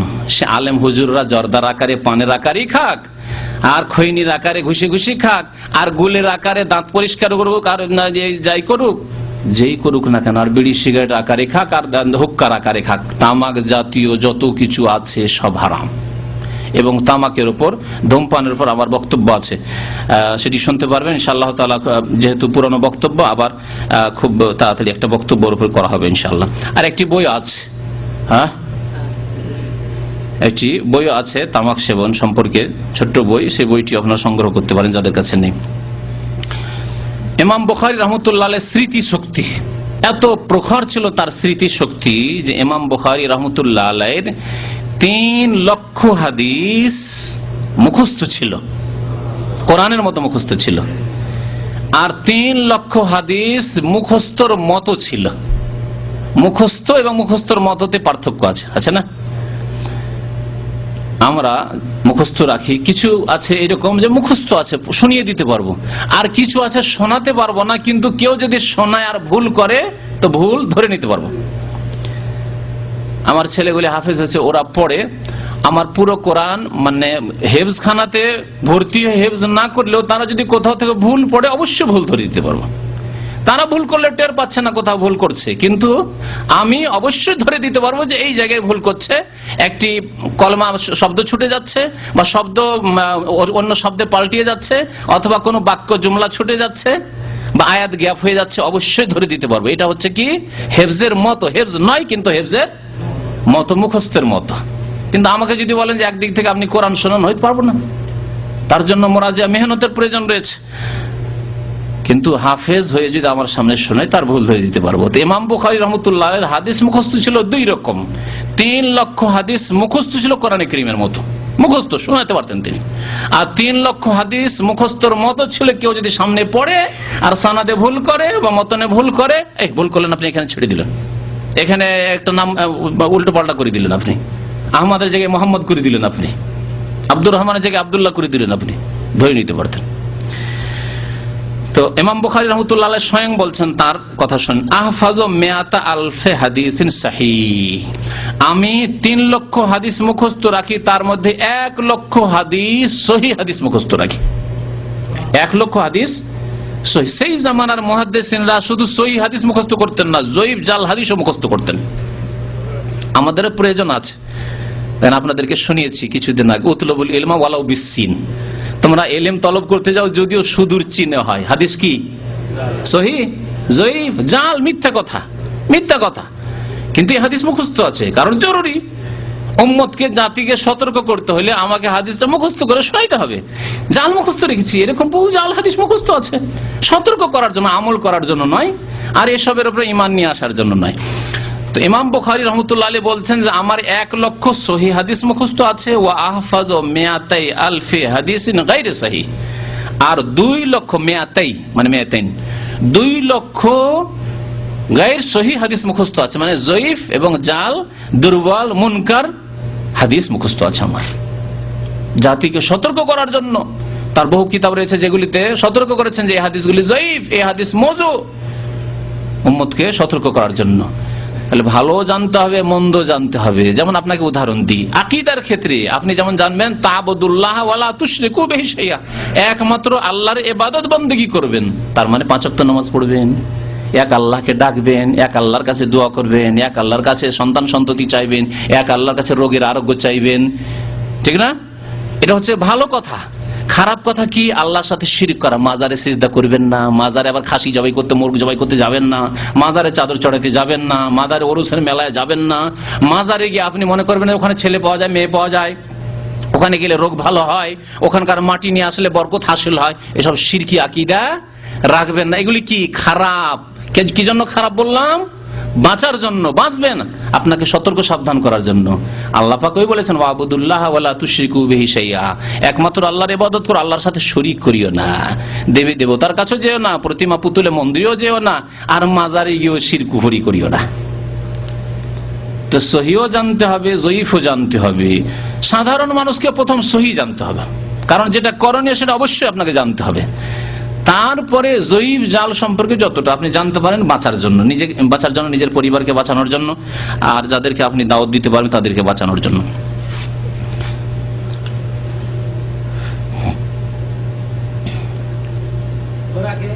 ইমাম বুখারী রাহমাতুল্লাহ আলাইহি হাদিসের ওস্তাদ হলেন মাত্র 18 বছর বয়সে। 18 বছর বয়সে অনেকের দাড়ি মোচো গজায় না, তাই না? এই 18 বছর বয়সে তিনি হাদিসের পণ্ডিত হয়ে হাদিসের দর্স তদরিস করা শুরু করলেন, হাদিসের শিক্ষক হলেন তিনি। ইমাম বুখারী রাহমাতুল্লাহ আলাইহি বড় দিনদার পরহেজগার ছিলেন।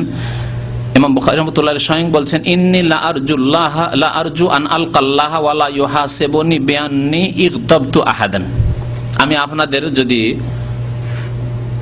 সবাইকে জিজ্ঞাসা করি যে কে বলতে পারবেন যে জীবনে আপনি কারো গীবত করেননি, পারবেন কে বলতে?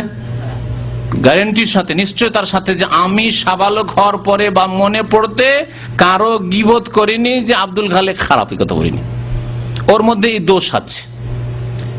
সামনে বললে সংশোধন হইতো, কিন্তু চোখের আড়ালে কি জন্য বলেছেন এর নাম গীবত কাবিরা গুনাহ, কোন মানুষ বলতে পারবেন না। এমনকি আলেম সমাজ আজকালকার এমন, আল্লাহু আকবার, আমরাই বাঁচতে পারবো না হয়তো, নিশ্চয়তার সাথে বলতে পারবো না যে আমরা গীবত থেকে মুক্ত। ইমাম বুখারী রাহমাতুল্লাহ কি বলছেন শোনেন, এই হচ্ছে তাকওয়া, এই হচ্ছে জুহুদ, এই হচ্ছে আল্লাহ ভীরুতা।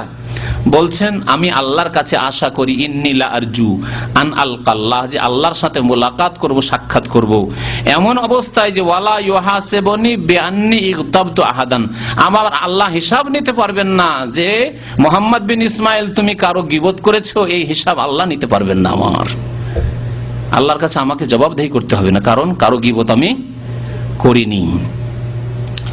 আর একটি উক্তি তার রয়েছে মাগতাবতু আহাদান কাত্তু মুনযু আলিমতু আন্নাল গীবাতা হারামুন, যখন থেকে জানতে পেরেছি ওস্তাদের কাছে, মায়ের কাছে, বড় ভাইয়ের কাছে যে গীবত করা হারাম, তারপর থেকে জীবনে আমার জবান কোনোদিন গীবত করেনি, কারো পরনিন্দা করেনি। গীবত হারাম জানার পরে কোনোদিন গীবত করেননি তিনি, এই কথা বলছেন। আর আমরা গীবত ছাড়া অন্য গুনাহ, ফিল্ম, কেউ বলতে পারবেন আমি ফিল্ম দেখিনি, খুব কম লোক পাওয়া যাবে, পাওয়া যেতে পারে কিছু লোক, গীবতের ক্ষেত্রে পাওয়া যাবে না মনে হয়। হ্যাঁ, অশ্লীল কথাবার্তা বলেন, পাওয়াই মুশকিল। গান শোনেননি, পাওয়াই মুশকিল। বরং আমি মাদ্রাসায়, আপনাদের কথা কি বলবো, আপনারা তো দুনিয়ার বিভিন্ন ক্ষেত্রে মানুষ এসেছেন, মাদ্রাসায় শিক্ষকতার আমলে মাঝে মাঝে ছাত্রদেরকে পরীক্ষা করতাম। কেউ বলতে পারো যে আমি কোনোদিন সিনেমা দেখিনি, সার্কাস দেখিনি, সার্কাস বুঝেন তো না, একটি দুটি মাত্র ছেলে পাওয়া গেছে। যেইভাবে হোক, কোনো সঙ্গীর সাথে লেগে চলে যাওয়া হোক, কোনো ভাইয়ের সাথে লেগে গিয়ে হোক, কোনো ভাবে হোক, বা মাদ্রাসা আসার আগে হোক, মাদ্রাসা ছুটিতে গিয়ে হোক, কেউ না কেউ সিনেমায় ঢুকে গেছে, কেউ সার্কাসে ঢুকেছে, একটি দুটি ছেলে ছাড়া। এই হচ্ছে আমাদের মুসলিম জাতির অবস্থা। ইমাম বুখারী রাহমাতুল্লাহ আলাইহি বলছেন যে গীবত যেটা মানুষের অহরহ এই গুনাহ হয়ে যায় মানুষের, কারোর সাথে বসলে কেউ একটু কারো বদনাম করছে, আপনি হ্যাঁ হ্যাঁ কথা ঠিকই আপনার বলে দিলেন, হ্যাঁ হ্যাঁ কম্পকে করে দিলেন, সাথ দিয়ে দিলেন তার। গীবত জীবনেও তিনি করেননি যখন থেকে জেনেছেন যে গীবত হারাম। এত দিনদারি পরহেজগারি ছিল যে একবার তিনি নামাজ পড়ছিলেন, আর তার পিঠে কাপড়ের তলায়, কামিজের তলায় ভিতরে ঢুকে গিয়েছিল আপনার বিষাক্ত পোকা, আর দংশন করতে আছে, ফুলে গেছে, তার চেহারা লাল হয়ে যাচ্ছে, কিন্তু তিনি নামাজ ছাড়ছেন না এবং তিনি বিব্রত হচ্ছেন না। কতবার দংশন করেছিল? বলছে সাবা আশারাতা মওজান, 17টি স্থানে তার পিঠে দংশন করেছিল, তবুও তিনি নামাজ ছাড়েননি। এইরকম নামাজ আদায় করতেন আমাদের সালাফে সালেহিন আইম্মায়ে কেরাম। ইমাম বুখারী রাহমাতুল্লাহ আলাইহি জীবনীতে রয়েছে। আর আমাদের কার একটু সুর করছে, শুরু করে দিলেন, হ্যাঁ, আর যে একটা পিপিলিকা উঠলেই তো লাফ দিয়ে উঠলেন মনে হয় শরীরে। সামনে দেখছেন একটা পিপিলিকা যাচ্ছে, সিজদার জায়গা দিয়ে এই করা শুরু করে দিলেন নামাজ পড়তে। এখনো যে আপনাকে কামড়িয়েছে তাও হয়নি হয়তো, আল্লাহুল মুস্তাআন। ইমাম বুখারী রাহমাতুল্লাহ আলাইহির শারীরিক গঠন, তার জীবনী সম্পর্কে বলা হয়েছে কানাল ইমাম নাহিফ আল জিসম, অত্যন্ত মানুষ ছিলেন, পাতলা মানুষ ছিলেন, মানে চিকন মানুষ, দুর্বল মানুষ ছিলেন। লাইসা বিত্তাবিল, খুব লম্বা লোক ছিলেন না, ওয়ালা বিল কাসির, আর খুব খাটো লোকও ছিলেন না। তাইয়্যিবুন নাফস, অত্যন্ত খুশমেজাজ মানুষ ছিলেন, হাসি মুখী মানুষ ছিলেন। হাসি মুখ হওয়াও নেকির কাজ। নবী করিম সাল্লাল্লাহু আলাইহি ওয়াসাল্লাম বলেছেন তাবাসসুমুকা ফি ওয়াজহি আখিকা লাকা সাদাকা, কোন মুসলিম ভাইয়ের সাথে দেখা হবে, মানুষের সাথে দেখা হবে, হাসি মুখে কথা বলা, এটি সাদকার নেকি, সাদকার নেকি পাবে। অত্যন্ত সূক্ষ্ম অনুভূতিওয়ালা মানুষ ছিলেন। সূক্ষ্ম অনুভূতি বুঝেন, মানে ভালো সূক্ষ্ম অনুভূতি রাখা, পাপকে পাপ মনে করা, ছোট্ট একটি ভুল হলে অনুভূত হওয়া যে না আমি ভুল করলাম। হ্যাঁ, জাগ্রত থাকা, সজাগ থাকা, কোনখানে কি করতে হবে, কেমন কার সাথে আদব কায়দা করতে হবে, কেমন কার সাথে কথা বলতে হবে, এগুলো হচ্ছে সূক্ষ্ম অনুভূতি। আর অনেকে আছে মোটা খায়, মোটা বুঝে, অনুভূতি নেই, তার অনুভূতি নেই বা অনুভূতি দুর্বল, কথা বলার ঢং নেই, চলাফেরা করার ঢং নেই, কেমন করে কার সাথে সম্বোধন করতে হবে, কোনখানে কোন কথা বলতে হবে, অনুভূতি কম। তারপরে পাপ করেই যাচ্ছে, কোনো অনুভূতি নেই। এত মোটা খাওয়া লোক আর ইমানে এত দুর্বলতা যে কোনো অনুভূতি নেই, পাপের অনুভূতি নেই, গুনাহ হয়ে গেল, ফরজ ওয়াজিবের ত্রুটি হয়ে গেল, কোনো অনুভূতি নেই। অত্যন্ত সূক্ষ্ম অনুভূতির মানুষ ছিলেন। কালিল আকল, খুব কম খেতেন, খাওয়া দাওয়া অল্প খেতেন। অল্প খেলে মানুষ বেশি সুস্থ থাকে, শুনে রাখুন। আর আজকের জামানায় এটা বাস্তবে প্রমাণ হচ্ছে, যত বেশি যে খায় তত বেশি তার প্রেসার, নয় সুগার, বেশি মোটা হয়ে যাচ্ছে, কোলেস্টেরল, চর্বি ধরে যাচ্ছে, ওজন বেড়ে যাচ্ছে, ওজনকে কন্ট্রোলই করতে পারছে না। ডাক্তার বলছে যে তুমি যে খাটো মানুষ, তোমার ওজন 60 থেকে 70 হইতে হবে, ওর চলে গেছে 90, 80-তে, ঠিক না? আজকালকার অধিকাংশ আকস্মিক মত, মৌতুল ফাজা, আকস্মিক মত হচ্ছে বেশি খাওয়ার কারণে। Stroke, heart attack, sugar, cholesterol ইত্যাদি ইত্যাদি সব কারণে। অত্যন্ত কম খেতেন। কম খেলে হবে কি, আপনি পরীক্ষা করে দেখবেন। এশার নামাজের পরে পরে খাওয়া দাওয়া করবেন বা তার আগে খাওয়া দাওয়া করবেন, তাড়াতাড়ি, বেশি রাত করে নয়, 11টার পরে নয়, তার আগে খাওয়া দাওয়া করবেন। খাওয়া দাওয়ার পরে 1-2 ঘন্টা একটু জেগে থেকে কিছুটা হজম হতে দিবেন। আর অল্প খাবেন, 3 ভাগ করে পেটে অল্প খাবেন। 100 গ্রামের চাউলের ভাতের বেশি নয়, তার কম, অল্প খান। অথবা রুটি খান, বেশি না, অর্ধেক একটা রুটি খান, অল্প খান আর কি, আপনার শরীর হিসেবে আপনি খাবেন। অল্প খান, পেটকে খালি রাখেন, সুস্থ থাকবেন। এবং ফজরে, কেন ফজরের আগেই ঘুম ভেঙে যাবে, বাস্তব সত্য কথা বলছি। ফজরের আগে তাহাজ্জুদ পড়ার জন্য অ্যালার্মের প্রয়োজন নেই, খুব সহজে ঘুম ভাঙবে। 3 থেকে 4 ঘন্টা ঘুম হলে সহজে ঘুম ভেঙে যাবে। অ্যালার্ম থাকলে খুব সহজে, একটু অ্যালার্ম বাজতে উঠে পড়বেন একবার লাফ দিয়ে। আর যদি বিরিয়ানি পেয়েছেন, আর ভালো গোস্ত পেয়েছেন, মাছ পেয়েছেন, পেট ভর্তি করে এমন খেলেন যে পানি খাওয়ার আর জায়গা নেই, দাওয়াত খেয়েছেন, খেয়ে তারপরে আসছে সেভেন আপ, ভাই আর জায়গা নেই, ফল ফ্রুট আছে, আর কোথায় রাখবো, জায়গাই নেই, এত ভাত খেয়েছেন আর জায়গাই নেই। এইরকম যদি খাবার খান আর রাত যদি 9টার সময় ঘুমান, তবু ফজরে উঠতে পারবেন না। 7 ঘন্টা পরে ফজরে উঠতে কষ্ট হবে, বাস্তব সত্য। সালাফে সালেহিন অত্যন্ত কম খেতেন, সুস্থ থাকতেন, অত্যন্ত দানশীল ছিলেন। আজকালকার আলেম ওলামারা দানশীল না, বেশিরভাগ কৃপণ। দেখা যায় না আলেম ওলামা দান করছে। ইমাম বুখারী রাহমাতুল্লাহ অত্যন্ত দানশীল, শুধু দানশীল নয়, মুফরিতুল কারাম, অত্যন্ত দানশীল। কাসীরুল ইহসান, অত্যন্ত গরিব, দুঃখী, ইয়তীম, বিধবার উপর ইহসানকারী ছিলেন। তার ছাত্রদের মধ্যে যারা অভাবী, গরিব, দরিদ্র থাকতো, তাদের ভরণ পোষণের দায়িত্ব নিতেন। ছাত্রদের টাকা পয়সা খরচ দিতেন, যে পড়াশোনা করো, খরচ তোমার আমি দেবো, যেতে হবে না তোমার মায়ের কাছে টাকা পয়সা চাওয়ার জন্য, ভিক্ষা করার জন্য, কারো কাছে সাহায্য চাওয়ার জন্য, পড়ো আমার কাছেই পড়ো, আমি তোমার খরচ দেবো। কাসীর আল ইহসান ইলা তালাবা, মুমতালি ওয়ান নিশাত। আর ছিলেন অত্যন্ত সক্রিয় মানুষ, সক্রিয় আর নিষ্ক্রিয়, বুঝেন? কিছু লোক আছে নিষ্ক্রিয়, কাজকর্ম নাই, কাজ করার কোন রকমের উদ্যম নেই, এসেছে ওই আপনার ফ্রি ভিসায় আর ঘরে বসে আছে। ফ্রি ভিসায় যদি ঘরে বসে থাকেন, কি আপনাকে ডেকে নিয়ে যাবে? তাহলে দৌড়াদৌড়ি করতে হবে, ছোটাছুটি করতে হবে, খোঁজ খবর নিতে হবে, এখানে ওখানে হাঁটাহাঁটি করতে হবে রিজিকের জন্য। আল্লাহ বলছেন ফাসআউ, কি বলছেন আল্লাহ পাক রব্বুল আলামিন, ফাইজা কুজিয়াতিস সালাহ ফান্তাশিরু ফিল আরদ, বিক্ষিপ্ত হয়ে ছড়িয়ে পড়ো, একবার এদিকে একবার ওইদিকে, একবার ওইদিকে একবার ওইদিকে ঘোরাঘুরি করো, আল্লাহ বলছেন। ফান্তাশিরু ফিল আরদি ওয়াবতাগু মিন ফাদলিল্লাহ, এবং সন্ধান করো, তলাশ করতে হবে কোথাও রিজিকের কোনো কাজকর্মের ব্যবস্থা হয় কিনা। শুধু এখানকার কথা বলছি না, দেশে আপনাকে তো। আর যদি সকালবেলা আবার দিলেন একটা টান ঘুম, সৌদি আরব থেকে সকালে শুয়ে অভ্যাস, দেশে গিয়ে অনেকে এখানকার থাকা লোকেরা, প্রবাসী লোকেরা দেশে গিয়ে খুব ঘুম দেয়। দেশে যদি সকালবেলা সকাল 8টা পর্যন্ত ঘুমান, তা আর কোনো কাজ করতে হচ্ছে না দিনে। রৌদ্র হয়ে গেলে আর ভালো লাগছে না, থাক। কারণ ওখানে তো আর ডিউটির চাপ নেই যে যেতেই হবে, 9টায় ডিউটি, 10টায় ডিউটি, হাজির হইতে হবে ইচ্ছায়। আর মনে করলো না, সারা দিন গেলেন না, পড়ে থাকলেন অলসের মতো। অলস হইলে হবে না, সক্রিয় হইতে হবে। ইমাম বুখারীর মতো অত্যন্ত সক্রিয় মানুষ ছিলেন, এমনকি জেহাদের প্রস্তুতি নিতেন। এত বড় ইমাম, এত বড় মুহাদ্দিস, জেহাদের প্রস্তুতি নিতেন, তীরন্দাজি করতেন, তীরের নিশানা। সন্ধ্যাবেলা আসর পরে মাগরিবের একটু আগে পাহাড়ের আড়ে চলে যেতেন, যেখানে লোকজন নেই, বাচ্চারা নেই, কারণ বাচ্চারা থাকলে কাউকে লাগতে পারে, কোনো মানুষ থাকলে লাগতে পারে, ফাঁকা মাঠে পাহাড়ের আড়ে গিয়ে তীরের নিশানা বানাতেন। তার ছাত্ররা বলতেন যে আপনি এত বড় ইমাম, এত বড় মুহাদ্দিস, আমাদের ওস্তাদ, আপনার এগুলির কি প্রয়োজন? এগুলি খেলাধুলা আমরা করব, আপনার কি প্রয়োজন?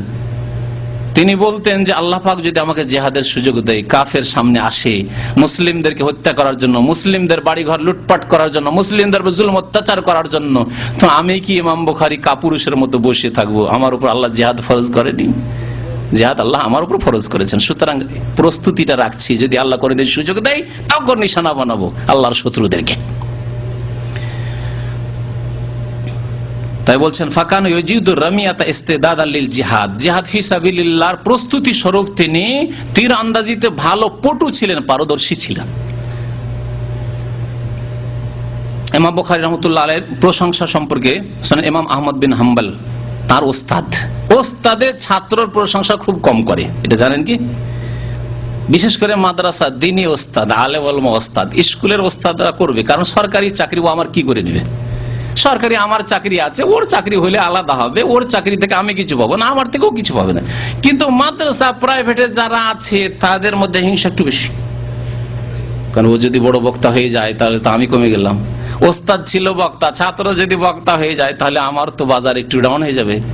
ওস্তাদ ছিল পীর, এখন যদি ছাত্রই পীর হয়ে যায়, আর তার যুবক পীর, নতুন নতুন পীর, আর নতুন কিছু মানুষকে ভালো লাগে, আর পীর ধরা বিদাতিরা তো ছুটবে নতুনের দিকে, তখন আমার তো মুরিদানের সংখ্যা কমে যাবে, ঠিক না? এইসব হিংসা আছে যারা ধর্মীয় বিদাতির নেতৃত্বে আছে, অথবা যারা এমনকি কোরআন সুন্নাহ অনুসারী, তাদের মধ্যে এই রোগ আছে, হিংসা। ওস্তাদ অনেক সময় ছাত্রের হিংসা করে, বেশি বেড়ে গেলে, বেশি বড় ভালো ছাত্র হয়ে গেলে। ইমাম বুখারী রাহমাতুল্লাহ আলাইহির ওস্তাদ, দিনদার ছাত্রের দিনদার ওস্তাদ ইমাম আহমদ বিন হাম্বল, 4 ইমামের এক ইমাম। তিনি বলছেন মা আখরাজাত খোরাসান মিসলা মুহাম্মদ বিন ইসমাইল। খোরাসান ওই আপনার উজবেকিস্তানের এলাকার প্রাচীন নাম হচ্ছে, আফগানিস্তান থেকে শুরু করে বিস্তর এলাকা, ওইসব এলাকায় খোরাসান বলা হইতো। আমাদের ওই ইংরেজদের জামানায় যখন ভারতে জিহাদ চলতো ইংরেজদের বিরুদ্ধে, তখন খোরাসানি জিহাদ বলে খুব প্রসিদ্ধ ছিল। আগের মুরব্বীরা খোরাসানি জিহাদের নামে খুব তারা চাঁদা পাঠাইতো ইংরেজদের আমলে তাদের বিরুদ্ধে জিহাদের জন্য, এবং এটা খুব মশহুর হয়ে রয়েছে। ওই কিতাবগুলি, ওই যুগের ইতিহাসগুলি পড়লে পাওয়া যায় এই নামটি। তো খোরাসানে মোহাম্মদ বিন ইসমাইলের মতো আর কোন মহাপুরুষ জন্মায়নি। খোরাসান এলাকায় ইমাম মোহাম্মদ বিন ইসমাইল, ইমাম বুখারীর মতো কোন বড় ব্যক্তিত্ব জন্ম গ্রহণ করেনি। হুসাইন বিন হুরাইস একজন ইমাম বলছেন, লা আলামু আন্নী রাআইতু মিসলা মুহাম্মদ বিন ইসমাইল, আমি জানি না যে ইমাম মোহাম্মদ বিন ইসমাইল ইমাম বুখারীর মতো লোক দুনিয়াতে সৃষ্টি হয়েছে। কান্নাহু লাম ইখলাক ইল্লা লিল হাদিস, যেন তাকে একমাত্র হাদিসের খেদমতের জন্য আল্লাহ পাক সৃষ্টি করেছেন। ইমাম ইয়াহিয়া বিন জাফর বাইকান্দি বলছেন, লাউ কাদারতু আন আযীদা মিন উমরি ফি উমরি মুহাম্মদ বিন ইসমাইল লা ফাআলতু, আল্লাহ যদি আমাকে অনুমতি দিতেন যে আমার বয়স কিছু কেটে ঘাটতি করে ইমাম বুখারীকে আমি দিয়ে দেব, আর তিনি দীর্ঘায়ু হন, আর তিনি আমার বয়স নিয়ে কিছু বেশি বয়স পান, দিনের খেদমত হোক, তাহলে আমি আমার বয়স থেকে কিছু দিয়ে দিতাম। জি, এই মহব্বত, এই ভালোবাসা, যে আমার দ্বারা কিছু কাজ হবে না, আমি 100 বছর বাঁচলে তেমন কাজ হবে না, কিন্তু তিনি যদি 5টা বছর 10টা বছর আরো বেশি বাঁচেন, আরো অনেক কাজ হবে ইসলামের। সুতরাং আমার বয়স থেকে যদি দেওয়া আমার ক্ষমতায় থাকতো তো আমি দিয়ে দিতাম।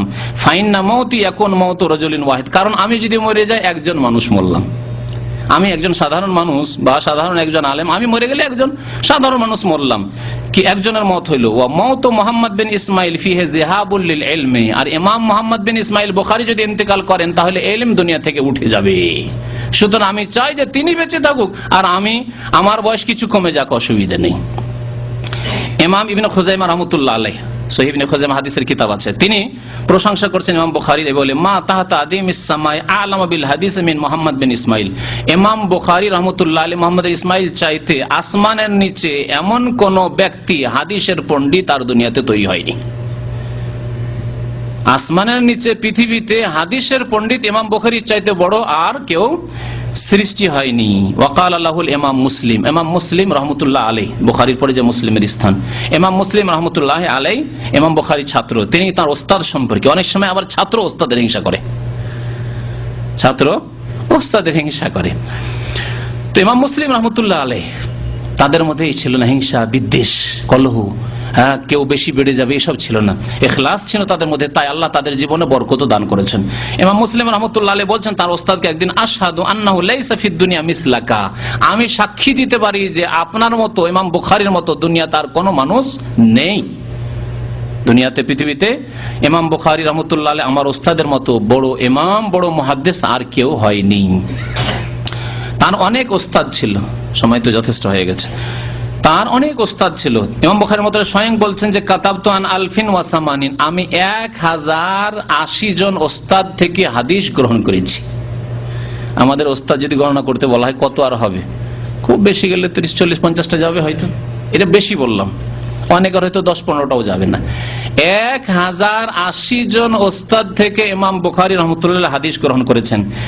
আর তারা সাধারণ না, বলছেন লাইসা মিনহুম ইল্লা সাহিবু হাদিস, তাদের প্রত্যেকে মুহাদ্দিস ছিলেন, তাদের প্রত্যেকে হাদিসের পণ্ডিত, সাহিবে হাদিস ছিলেন।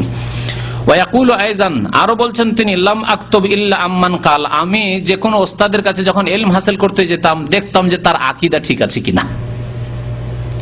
আজকাল এমন এমন মানুষ আমরা পড়াশোনা করি, বললাম যে স্কুল কলেজের পড়াশোনার কথা আর ফিরাচ্ছি না, মাদ্রাসায় পড়াশোনা করতে গিয়ে এমন ওস্তাদের কাছে পড়েছেন যে ওস্তাদ এমন বিদাতির বিদাতি, আল্লাহ কোথায়, বলছে আল্লাহ সর্বত্র বিরাজমান, আল্লাহর আকার আছে, বলছে আল্লাহ নিরাকার, আল্লাহ সবকিছুতেই বিরাজমান, সর্বত্র বিরাজমান, আল্লাহ নিরাকার, আল্লাহ আরো সে আছে, এই কথাই আপনার ওস্তাদ বিশ্বাস করে না, তার কাছে পড়াশোনা করেছেন।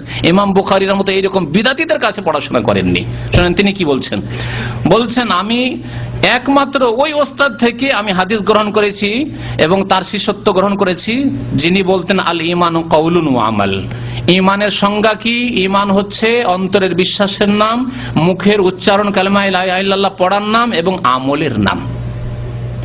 কারণ সেই জামানে ইখতিলাফ চলে আসছিল, একদল বিদাতি ছিল যারা বলতো যে ঈমানের জন্য বিশ্বাস যথেষ্ট, মুরজিয়া, যদি অন্তর থেকে বিশ্বাস করে তাহলে যথেষ্ট, এক মুরজিয়া ফিরকা বেরিয়েছিল।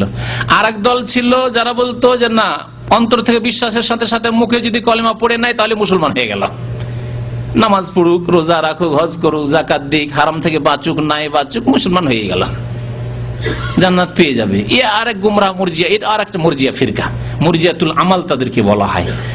আহলে সুন্নাত ওয়াল জামাতের আকীদা ছিল যে ঈমান হচ্ছে 3টি জিনিসের সমষ্টির নাম, অন্তরের বিশ্বাস আর মুখের উচ্চারণ স্বীকৃতি লা ইলাহা ইল্লাল্লাহ মুহাম্মাদুর রাসূলুল্লাহ শাহাদাত, আর অঙ্গ প্রত্যঙ্গ দ্বারা আমল, ওয়াল আমাল বিল আরকান, 5 ওয়াক্ত নামাজ পড়ে প্রমাণ করতে হবে যে আপনি মুসলিম। তাহলে যে ব্যক্তি 5 ওয়াক্ত নামাজ পড়ে না, মুসলিম নয়।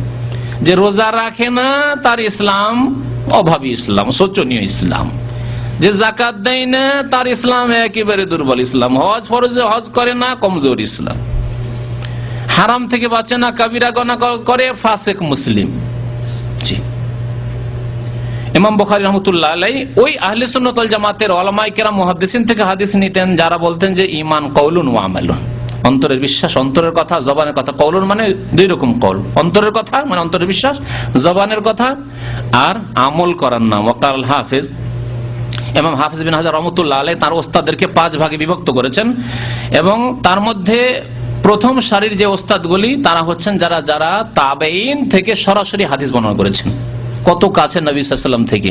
ইমাম বুখারী রাহমাতুল্লাহ আলাইহির এক শ্রেণীর ওস্তাদ ছিলেন যারা স্বয়ং তাবেঈন থেকে হাদিস নিয়েছেন, অর্থাৎ তাবা তাবেঈন। তারা তাবা তাবেঈন যারা তাবেঈনদেরকে দেখেছেন, তাবেঈনরা সাহাবায়ে কেরামকে দেখেছেন, সাহাবায়ে কেরাম তারা যারা রাসূলুল্লাহ সাল্লাল্লাহু আলাইহি ওয়াসাল্লামকে জিয়ারতে বা দেখায় ধন্য হয়েছেন। তার বড় বড় ওস্তাদদের মধ্যে হচ্ছেন আলী ইবনুল মদিনী, যিনি হাদিসের বড় পণ্ডিত মুহাদ্দিস ছিলেন, ইয়াহিয়া বিন মাইন, যিনি বড় মুহাদ্দিস ছিলেন সনদের বিষয়, ইমাম আহমদ বিন হাম্বল 4 ইমামের এক ইমাম, ইমাম ইসহাক বিন রাহওয়ী, ইমাম আবু হাতিম রাজি, এইরকম বহু ওস্তাদ তার ছিল। প্রায় 3টা বাজতে যাচ্ছে। ইমাম বুখারী রহমতুল্লাহ আলাইহি সম্পর্কে আলোচনা অনেকগুলি কথাই থেকে গেল, তবে তার ইন্তেকালের সময়টিকে শুধু উল্লেখ করে দিচ্ছি, বাকি যে বিষয়গুলি রয়েছে আল্লাহ সুযোগ দিলে পরে আলোচনা করা যাবে। তার ছাত্রদের কথা বলি। তার ছাত্রদের সংখ্যা সম্পর্কে তার এক ছাত্র, তার প্রখ্যাত ছাত্র হচ্ছেন ফেরাবরি, ইমাম ফেরাবরি। তিনি স্বয়ং ইমাম বুখারী রহমতুল্লাহ আলাইহি যে সহিহ বুখারী বর্ণনা করেছেন তার থেকে বলছেন যে আন্নাহু সামিআ সাহিহাল বুখারী মিনাল ইমামিল বুখারী 90,000 মিনহুম আবু যুরআ রাজি ওয়াল ইমাম মুসলিম ওয়ান নাসাই ওয়া আবু বকর ইবনে খুযাইমা ওয়াল ইমাম তিরমিজি। বলছেন তার এক ছাত্র যে ইমাম বুখারী রাহমাতুল্লাহ আলাইহি থেকে ইমাম বুখারীর এই সহিহ কিতাব সহিহ বুখারী 90,000 ছাত্র স্বয়ং ইমাম বুখারী থেকে পড়েছেন। কত হাজার ছাত্র বললাম? 90,000 ছাত্র ইমাম বুখারী রাহমাতুল্লাহ আলাইহি হাদিস লিখলেন দীর্ঘ 16 বছরে। 16 বছর মক্কা মদিনায় বসে তিনি রিয়াজুল জান্নাহ যেটাকে বলা হয়, এখানে বসে হাদিস লিখতেন। 16 বছর ধরে মদিনায় থেকে লিখেছেন তিনি হাদিস। যখন লেখা হলো ছাত্রদেরকে এই কিতাব পড়ানো শুরু করলেন। যে বাকি জীবনটা তিনি পেয়েছিলেন তাতে 90,000 ছাত্র তার কাছ থেকে সহিহ বুখারীর দর্শ নিয়েছেন, ইলম হাসিল করেছেন। তাদের অন্যতম ছাত্র হচ্ছেন আবু যুরআ রাজি, ইমাম মুসলিম, তৃতীয় কিতাব যে সহিহ মুসলিম রয়েছে ইমাম মুসলিম, ইমাম নাসাই যে 86 তার কিতাবের মধ্যে কুতুবুস-সিত্তার মধ্যে ইমাম নাসাই, ইমাম ইবনে খুযাইমা আবু বকর ইবনে খুযাইমা, ইমাম তিরমিজি ইমাম বুখারী রাহমাতুল্লাহ আলাইহির ওস্তাদ। ইমাম তিরমিজির কিতাব পড়লে দেখবেন যে বিভিন্ন জায়গায় তিনি হাদিসের পরে বলছেন যে এই হাদিসটি সম্পর্কে আমার ওস্তাদ সাআলতু মুহাম্মদ বিন ইসমাইল বা সাআলতু আবু আব্দুল্লাহ, আমার ওস্তাদ আবু আব্দুল্লাহকে বা ইমাম মুহাম্মদ বিন ইসমাইলকে জিজ্ঞাসা করলেন হাদিসটি সম্পর্কে, তিনি বললেন এই হাদিসটি যঈফ, বা তিনি বললেন যে হাদিসের অমুক বর্ণনাকারী যঈফ বা মুনকার ইত্যাদি ইত্যাদি। তো ইমাম তিরমিজি এবং ইমাম নাসাই, ইমাম মুসলিম এরা সবাই ইমাম বুখারী রাহমাতুল্লাহ আলাইহির ছাত্র।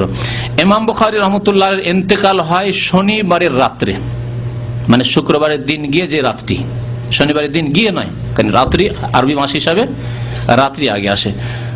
শনিবারের রাত্রে, আর রাতটি ছিল ঈদুল ফিতরের রাত। আল্লাহু আকবার। ইন্তেকাল হচ্ছে ঈদুল ফিতরের রাতে। ঈদের দিন জোহরের নামাজের পরে তার দাফন হয়। রাত্রে ইন্তেকাল হলো, সকাল হলো, ঈদ হলো, আর ঈদের পরে জোহরের নামাজের পরে তার দাফন হয়। বয়স তখন তার ছিল 256 হিজরি, 256 হিজরি। তার ইন্তেকাল হয় একটি গ্রামে, যে গ্রামের নাম হচ্ছে খারতাং। এই খারতাং গ্রামটি সামারকান্দ এলাকার, সামারকান্দ এলাকা খুব মশহুর এলাকা। আপনার ওই যে প্রজাতন্ত্রগুলি রয়েছে সোভিয়েত ইউনিয়নের, সেখানে ওই সামারকান্দ এলাকার একটি গ্রাম খারতাং, সেখানে তার ইন্তেকাল হয়। ইমাম বুখারী রাহমাতুল্লাহ আলাইহি ইন্তেকালের একটি ঘটনা আছে। ইমাম বুখারী রাহমাতুল্লাহ নিসাপুর থেকে, নিসাপুর একটি প্রসিদ্ধ এলাকা, ওখান থেকে বোখারা আসলেন। বোখারা আসার পরে বোখারার যে আমির ছিলেন, গভর্নর, তার সাথে একটু মনোমালিন্য হয়ে যায়। মনোমালিন্য কি নিয়ে হয় আমিরের সাথে, তাও শোনেন ভালো করে। আমির ইমাম বুখারীকে চাপ সৃষ্টি করে যে আমার ছেলে মেয়েদেরকে আপনাকে আমার বাড়িতে রাজ প্যালেসে এসে পড়িয়ে যেতে হবে। ইমাম বুখারী রাহমাতুল্লাহ আলাইহি এই কথা মেনে নিতে পারেন? আজকালকার জামানা আমাদের মতো লোক, যে সামান্য কিছু দানা একটু ছিটিয়ে দিলে, মুরগির দানা ছিটার মতো ছিটিয়ে দিলে দৌড় দিলাম, হ্যাঁ, যে কোথায় টাকা পয়সা পাওয়া যাবে, কোথায় ধন দৌলত পাওয়া যাবে। না, তিনি বললেন যে আমি রাসূলুল্লাহ সাল্লাল্লাহু আলাইহি ওয়াসাল্লাম হাদিসের মানহানি করতে যাব না। আমার হাদিস শিখবে আমির, গরিব, ধনী, ইয়াতিম সবাই এসে একসাথে বসে সবাই শিখবে। আর আমি যেমন আমিরের ছেলেকে স্পেশাল সেখানে পড়াতে, যেখানে গরিবের ছেলে ঢুকতে পারবে না, ইয়াতিমের ছেলে ঢুকতে পারবে না, ইয়াতিম ছেলে ঢুকতে পারবে না, এটা হবে না। তো বলছেন যে আমির বলেছিল যে তার ছেলেদেরকে তালিম দেওয়ার জন্য তার বাড়িতে আসতে হবে। ইমাম যখন অস্বীকার করলেন তখন অসন্তুষ্ট হয়ে গেল আমির। সেখানে দেখলেন যে তার বসবাস করা খুব মুশকিল, সেখান থেকে বেরিয়ে পড়লেন। বেরিয়ে গিয়ে খারতাং নামক গ্রামে তার আত্মীয়রা কিছু ছিল, সেখানে গিয়ে অবস্থান করলেন। এক রাত্রে ওখানে অবস্থান করছিলেন। ওই অবস্থায় এক রাত্রে তিনি রাতের তাহাজ্জুদ নামাজ পড়লেন। তাহাজ্জুদ নামাজ পড়ার পরে আল্লাহ পাকের কাছে দোয়া করলেন। বিভিন্ন মানসিক পেরেশানি, বিদাতি শত্রুতা, তারপরে জালেম নেতাদের শত্রুতা, আল্লাহ পাকের কাছে দোয়া করলেন, আল্লাহুম্মা কাদ যাকাত আলাইয়াল আরদু বিমা রাহাবাত ফাকবিদনি ইলাইক। এই দোয়া করেছিলেন, হে আল্লাহ, এত প্রশস্ত জমিন, প্রশস্ত পৃথিবী থাকা সত্ত্বেও আমার জন্য যেন পৃথিবী তং হয়ে গেছে, সংকীর্ণ হয়ে গেছে। সুতরাং আল্লাহ, আর আমি পৃথিবীতে থাকতে চাই না, তুমি আমাকে তোমার কাছে ডেকে নাও। ফাকবিজনি ইলাইক, আমার জান তুমি কবুজ করে নাও। আল্লাহ, আল্লাহ তুমি আমার রূহ কবুজ করে নাও, আমাকে তুমি তোমার কাছে নিয়ে নাও। আল্লাহুম্মা কাদ যাকাত আলাইয়াল আরযু বিমা রাহাবাত ফাকবিজনি ইলাইক। তাহাজ্জুদ পড়ার পরে, কিয়ামুল লাইলের পরে এই দোয়া করেছিলেন, আল্লাহ পাক দোয়া কবুল করলেন। বর্ণনাকারী বলছেন যে এই দোয়া করার পরে 1 মাস যায়নি, 1 মাস শেষ হয়নি। ফামা তাম্মাস শাহর হাত্তা কাবাযাহুল্লাহ, 1 মাসের অল্প সময়ে তার ইন্তেকাল হয়ে গেল।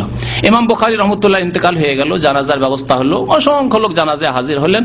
তারপরে দাফন যেমনই করা হলো, একটি বর্ণনায় রয়েছে যে ফাহা মিন তুরাবি কবরিহি রায়াহাতুন তাইয়্যিবাহ, তার কবর থেকে সুগন্ধি আসতে শুরু হলো কাল মিস্ক, মিস্ক আম্বারের, মৃগ নাবির সুগন্ধির মতো।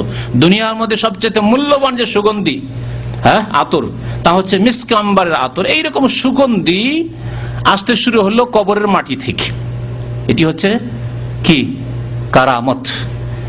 আর এরাই হচ্ছেন সত্যিকার আল্লাহর ওলি। আল্লাহর ওলিদের কারামত রয়েছে, শয়তানের ওলিদের কারামত নয়, তাদের ভণ্ডামি রয়েছে, তাদের শিরক বিদআত রয়েছে। এবং তা নির্ধারণ করবে তাদের আচার আচরণ, তাদের আখলাক। তারা কি দ্বীনের উপর আমল করে, তারা সুন্নতের উপর আমল করে, তারা কি সুন্নতের খেদমত করেছে না বিদআতের খেদমত করেছে, তা অবশ্যই লক্ষণীয় বিষয় রয়েছে।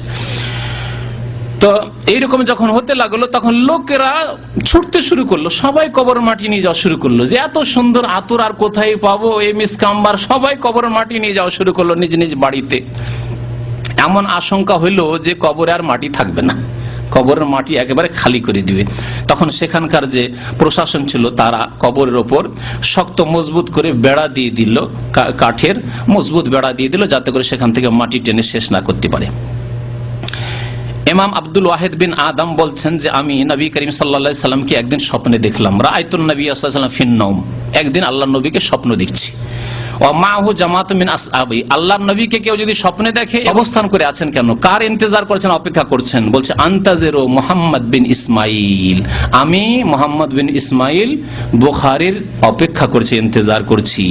ফালাম্মা কানা বাদা ইয়ামিন বালাগানি মাউত, বলছে কয়েকদিন পরে শুনতে পেলাম যে ইমাম বুখারী রাহমাতুল্লাহ আলাইহি ইন্তেকাল হয়ে গেছে। আজকালকার জামানার মতো তো নয় যে টেলিফোন যোগাযোগ আছে, সাথে সাথে খবর হয়ে গেল, প্রচার মাধ্যম আছে, টিভি আছে, রেডিও সেন্টার আছে, খবর হয়ে গেল, তা তো ছিল না।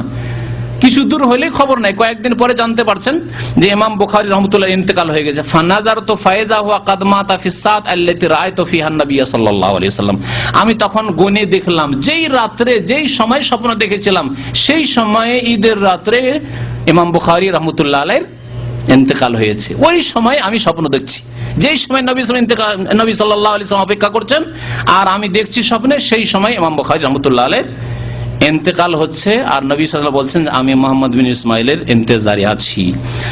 তার বয়স ছিল মাত্র 62 বছর। আল্লাহ পাক এই বয়সে বরকত দান করেছেন। আল্লাহ পাক যার বয়সে বরকত দান করেছেন, তার অল্প সময় যথেষ্ট কাজ হতে পারে, দিনের খেদমত হতে পারে। 13 দিন কম 62 বছর তার বয়স ছিল। একজন যারা কবিতার আকারে তার বয়স, তার জন্ম তারিখ, তার ইন্তেকালের তারিখ কবিতার আকারে উল্লেখ করেছেন। বলেছেন কানাল বুখারী হাফেজান মুহাদ্দিসান, ইমাম বুখারী হাফেজ এবং মুহাদ্দিস ছিলেন।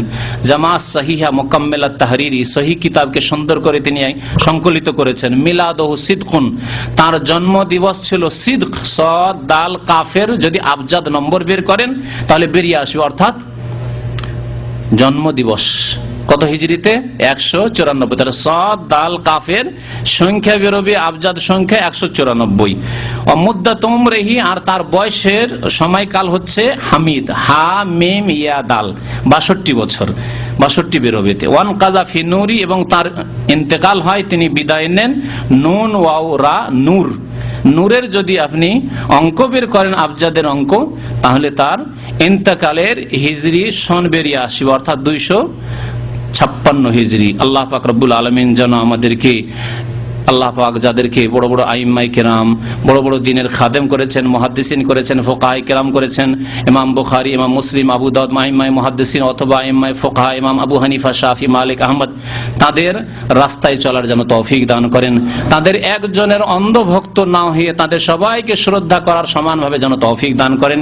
তাদের সবার পথে আমাদেরকে চলার যেন তৌফিক দান করেন। আল্লাহ পাক রব্বুল আলামিন আমাদেরকে নেক আমলে যেন তৌফিক দান করেন, আমাদের জীবনে যেন বরকত দান করেন, আমাদের অতীতের গুনাহ খাতা যেন আল্লাহ পাক রব্বুল আলামিন মাফ করে দেন। আমিন ইয়া রাব্বাল আলামিন। ওয়া সাল্লাল্লাহু আলা নবিয়িনা মুহাম্মদ ওয়া আলা আলিহি ওয়া সাহবিহি আজমাইন। সামনে জুমা, রমজানে ইফতার ক্যাম্পে বড় আমাদের প্রোগ্রাম হবে। ইফতার ক্যাম্প দাম্মাম জাওয়াজাতের পিছনে আসর পর থেকে প্রোগ্রাম শুরু হবে। আপনারা ওখানে হাজির হবেন আল্লাহর রাস্তে। আসর পর 4টা, 4:30 থেকে কোরআন শিক্ষা হবে। যারা কোরআন শিখতে চান ওখানে কোরআন শিক্ষার ব্যবস্থা আছে। আর 5টা থেকে 6টা 1 ঘন্টা আমাদের বক্তব্য হবে। 5 থেকে 6টা 1 ঘন্টা আমাদের বক্তব্য হবে ইফতার ক্যাম্পে দাম্মাম জাওয়াজাতের পিছনে। আপনারা ওখানে আসার চেষ্টা করবেন ইনশাআল্লাহ তাআলা শোনার জন্য। আর যেসব ভাইরা ভলান্টিয়ারের নাম লিখেছেন ওখানে খেদমত করার জন্য, তারা ওখানে বিকেল 4টা থেকে 4:30টার মধ্যে 4টায় হাজির হওয়ার চেষ্টা করবেন। অনেক প্রশ্ন, একটা প্রশ্ন যদি বাছাই করেন। তাবলীগ জামাত 3 মাস বা 40 দিন চিল্লা দিয়ে থাকে, আপনারা যে 3 বছর মদিনায় লেখাপড়া শিখে তা বিদআত হয় না, আর তারা মানে চিল্লায় গিয়ে কিছু শিখলে বিদআত হয়, এটা কি ভাবে? এক ভাই জিজ্ঞাসা করেছেন চিল্লাই গিয়ে শিখলে বিদআত কি করা হয়? চিল্লাই কিছু শিখে না, শুনে রাখেন, চিল্লাই গিয়ে কিছু শিখে না, ভুল কথা। আর শিখলো বিদাতি শিক্ষা শিখে ফাজাইল আমল সম্পর্কে হক আদায় করে রমজান পরে শুরু করব, আল্লাহ যদি সহি সালামতে থাকে। আপনাদের এর আগে একদিন বলেছি যে তাবলীগ জামাতের ভাইদের আমার উপর হক আছে, এই হক ইনশাআল্লাহ রমজান পরে আদায় করব। বুঝতে পেরেছেন? চরমনাই ভাইদের হক আদায় করেছি, আরো আরেক ভাইয়ের হক আদায় করেছি, আর রমজান পরে ইনশাআল্লাহ তাবলীগী ফাজাইল আমলের হক আদায় করব তাদের কিতাব থেকে। আর ফাজাইল আমল ছাড়া তারা অন্য কিতাব পড়েই না, তাহলে ইলম কি করে শিখলো? আর মদিনা ইউনিভার্সিটি বা অন্য কোন ইউনিভার্সিটিতে অনার্সে 4 বছরের কোর্স আছে, এটা তাদের সরকারি কোর্স। এই কোর্স পড়লে যে সাবজেক্টগুলি আছে 12টা 14টা করে, সেই কোর্সগুলি কমপ্লিট হবে। আপনার কোন কোর্স চিল্লাতে গিয়ে কমপ্লিট হয় ফাজাইল আমল ছাড়া? ফাজাইল আমল ছাড়া আর কিছুই পড়া হয় না। জীবনে দেখেছেন বুখারী হাদিস পড়তে? তাদেরকে দেখেছেন কোনোদিন মুসলিম আর কোরআনের তাফসীর পড়তে? কোনোদিন দেখবেন না। আর ফাজাইল আমলে কি আছে? মনটা খারাপ না করে যে ভাই প্রশ্ন করেছেন আর অন্যান্য ভাইরা যাদের হয়তো মনে উল্টো লাগছে, তারা রমজান পরে আসবেন ইনশাআল্লাহ তাআলা। সিলসিলা একবারে এক একটা করে ফাজাইল নেই, সবগুলি আমার কাছে বাংলায় হাজির। ফাজাইলে সাদাকা, ফাজাইলে দুরুদ, ফাজাইলে হজ, সবগুলি চলে এসে, ফাজাইল নামাজ, সবগুলো ইনশাআল্লাহ এক একটা করে তুলে ধরবো তাদের কিতাব থেকে। আর দেখবেন যে কি অবস্থা ফাজাইল আমলের, শুনবেন ইনশাআল্লাহ। আপনি বলেছেন 400 রিয়াল থাকলে যাকাত ফরজ। আমি জানতে চাই, এক লোকের 20,000 টাকা ধার দিয়েছে, জানি না কবে ফেরত দেবে, এই টাকার যাকাত দিতে হবে কিনা এবং এতিমখানায় দেওয়া যাবে? ধার দিয়েছেন, যদি ধার দিয়ে থাকেন তাহলে ওই ধার টাকাটা যখন উঠে আসবে তখন যাকাত দিয়ে দিবেন। যতক্ষণ আপনার হাতে আসেনি, বিশ্বাস নেই কখন আসে না আসে। আমাদের সমাজে যে ধার দেওয়া, ওর কোনো স্টেশন নাই কখন যে দেবে। যদিও শরীয়তের তরিকা হচ্ছে বেঁধে দেওয়ার সময়, যে ভাই 3 মাস নিলেন, 2 মাসে নিলেন, 6 মাসের জন্য নিলেন। কিন্তু আমাদের বন্ধু বান্ধবকে যদি বলি যে আপনাকে 3 মাসের জন্য, ক মাসের জন্য নিচ্ছেন আপনি, তাহলে মন বেজার হয়ে যাবে, ঠিক না? ভালো ভালো মানুষ যদি বলা হয় যে কোন মাসে দিবেন আপনি, যদি এ কথা বলা হয় তার মন ক্ষুণ্ণ। ধার দিয়েও তাকে খুশি করতে পারলেন না, অথচ এটা হচ্ছে শরীয়ত। আপনি ধার দিলে সীমা বেঁধে দেন যে কোন মাসে দিবেন, আপনি কোন তারিখে দেবেন। এক ভাই তার ছেলের জন্য দোয়া চেয়েছেন, আল্লাহ পাক রব্বুল আলামিন যেন সুস্থ রাখেন, ভালো রাখেন, হেফাজতে রাখেন ইনশাআল্লাহ। চলেন থাক, বাকি প্রশ্ন ইনশাআল্লাহ আগামী সপ্তাহে প্রশ্নের উত্তর দেওয়া যাবে। রমজান মাসে অত না বইকে প্রশ্নের উত্তর দেওয়া যাবে। রমজান মাসে জুমার পরে যেসব ভাইরা এখানে আসবেন প্রশ্ন উত্তর দেওয়া যাবে। আর আমাদের বড় প্রোগ্রাম ইফতার ক্যাম্পে হবে, যেখানে প্রায় বাংলাদেশি 1200-র মতো লোক, 1000 থেকে 1200 লোক প্রতিদিন হয়। জুমার দিনে তো আরো বেশি হয়, বাইরে জায়গা দিতে হয়, ভিতরে জায়গা হয় না। আর এবার ইফতার ক্যাম্প বিশাল করেছে বাংলাদেশিদের জন্য, বাংলাভাষীদের জন্য অনেক বড় করা হয়েছে, গতবার থেকে বড় করা হয়েছে। সুতরাং আপনারা ওখানে এসে ইফতার করবেন, নিজে ইফতারিতে সময় নষ্ট না করে ওখানে এসে দিনের কথাও শেখা হবে। 30 দিনে 30টি বিষয়ের উপর বক্তব্য হবে। সুতরাং আপনারা ওখানে হাজির হবেন আল্লাহর রাস্তায়। সাল্লাল্লাহু আলাইহি ওয়া সাল্লাম মুহাম্মদ ওয়া আলা আলিহি ওয়া সাহবিহি আজমাইন।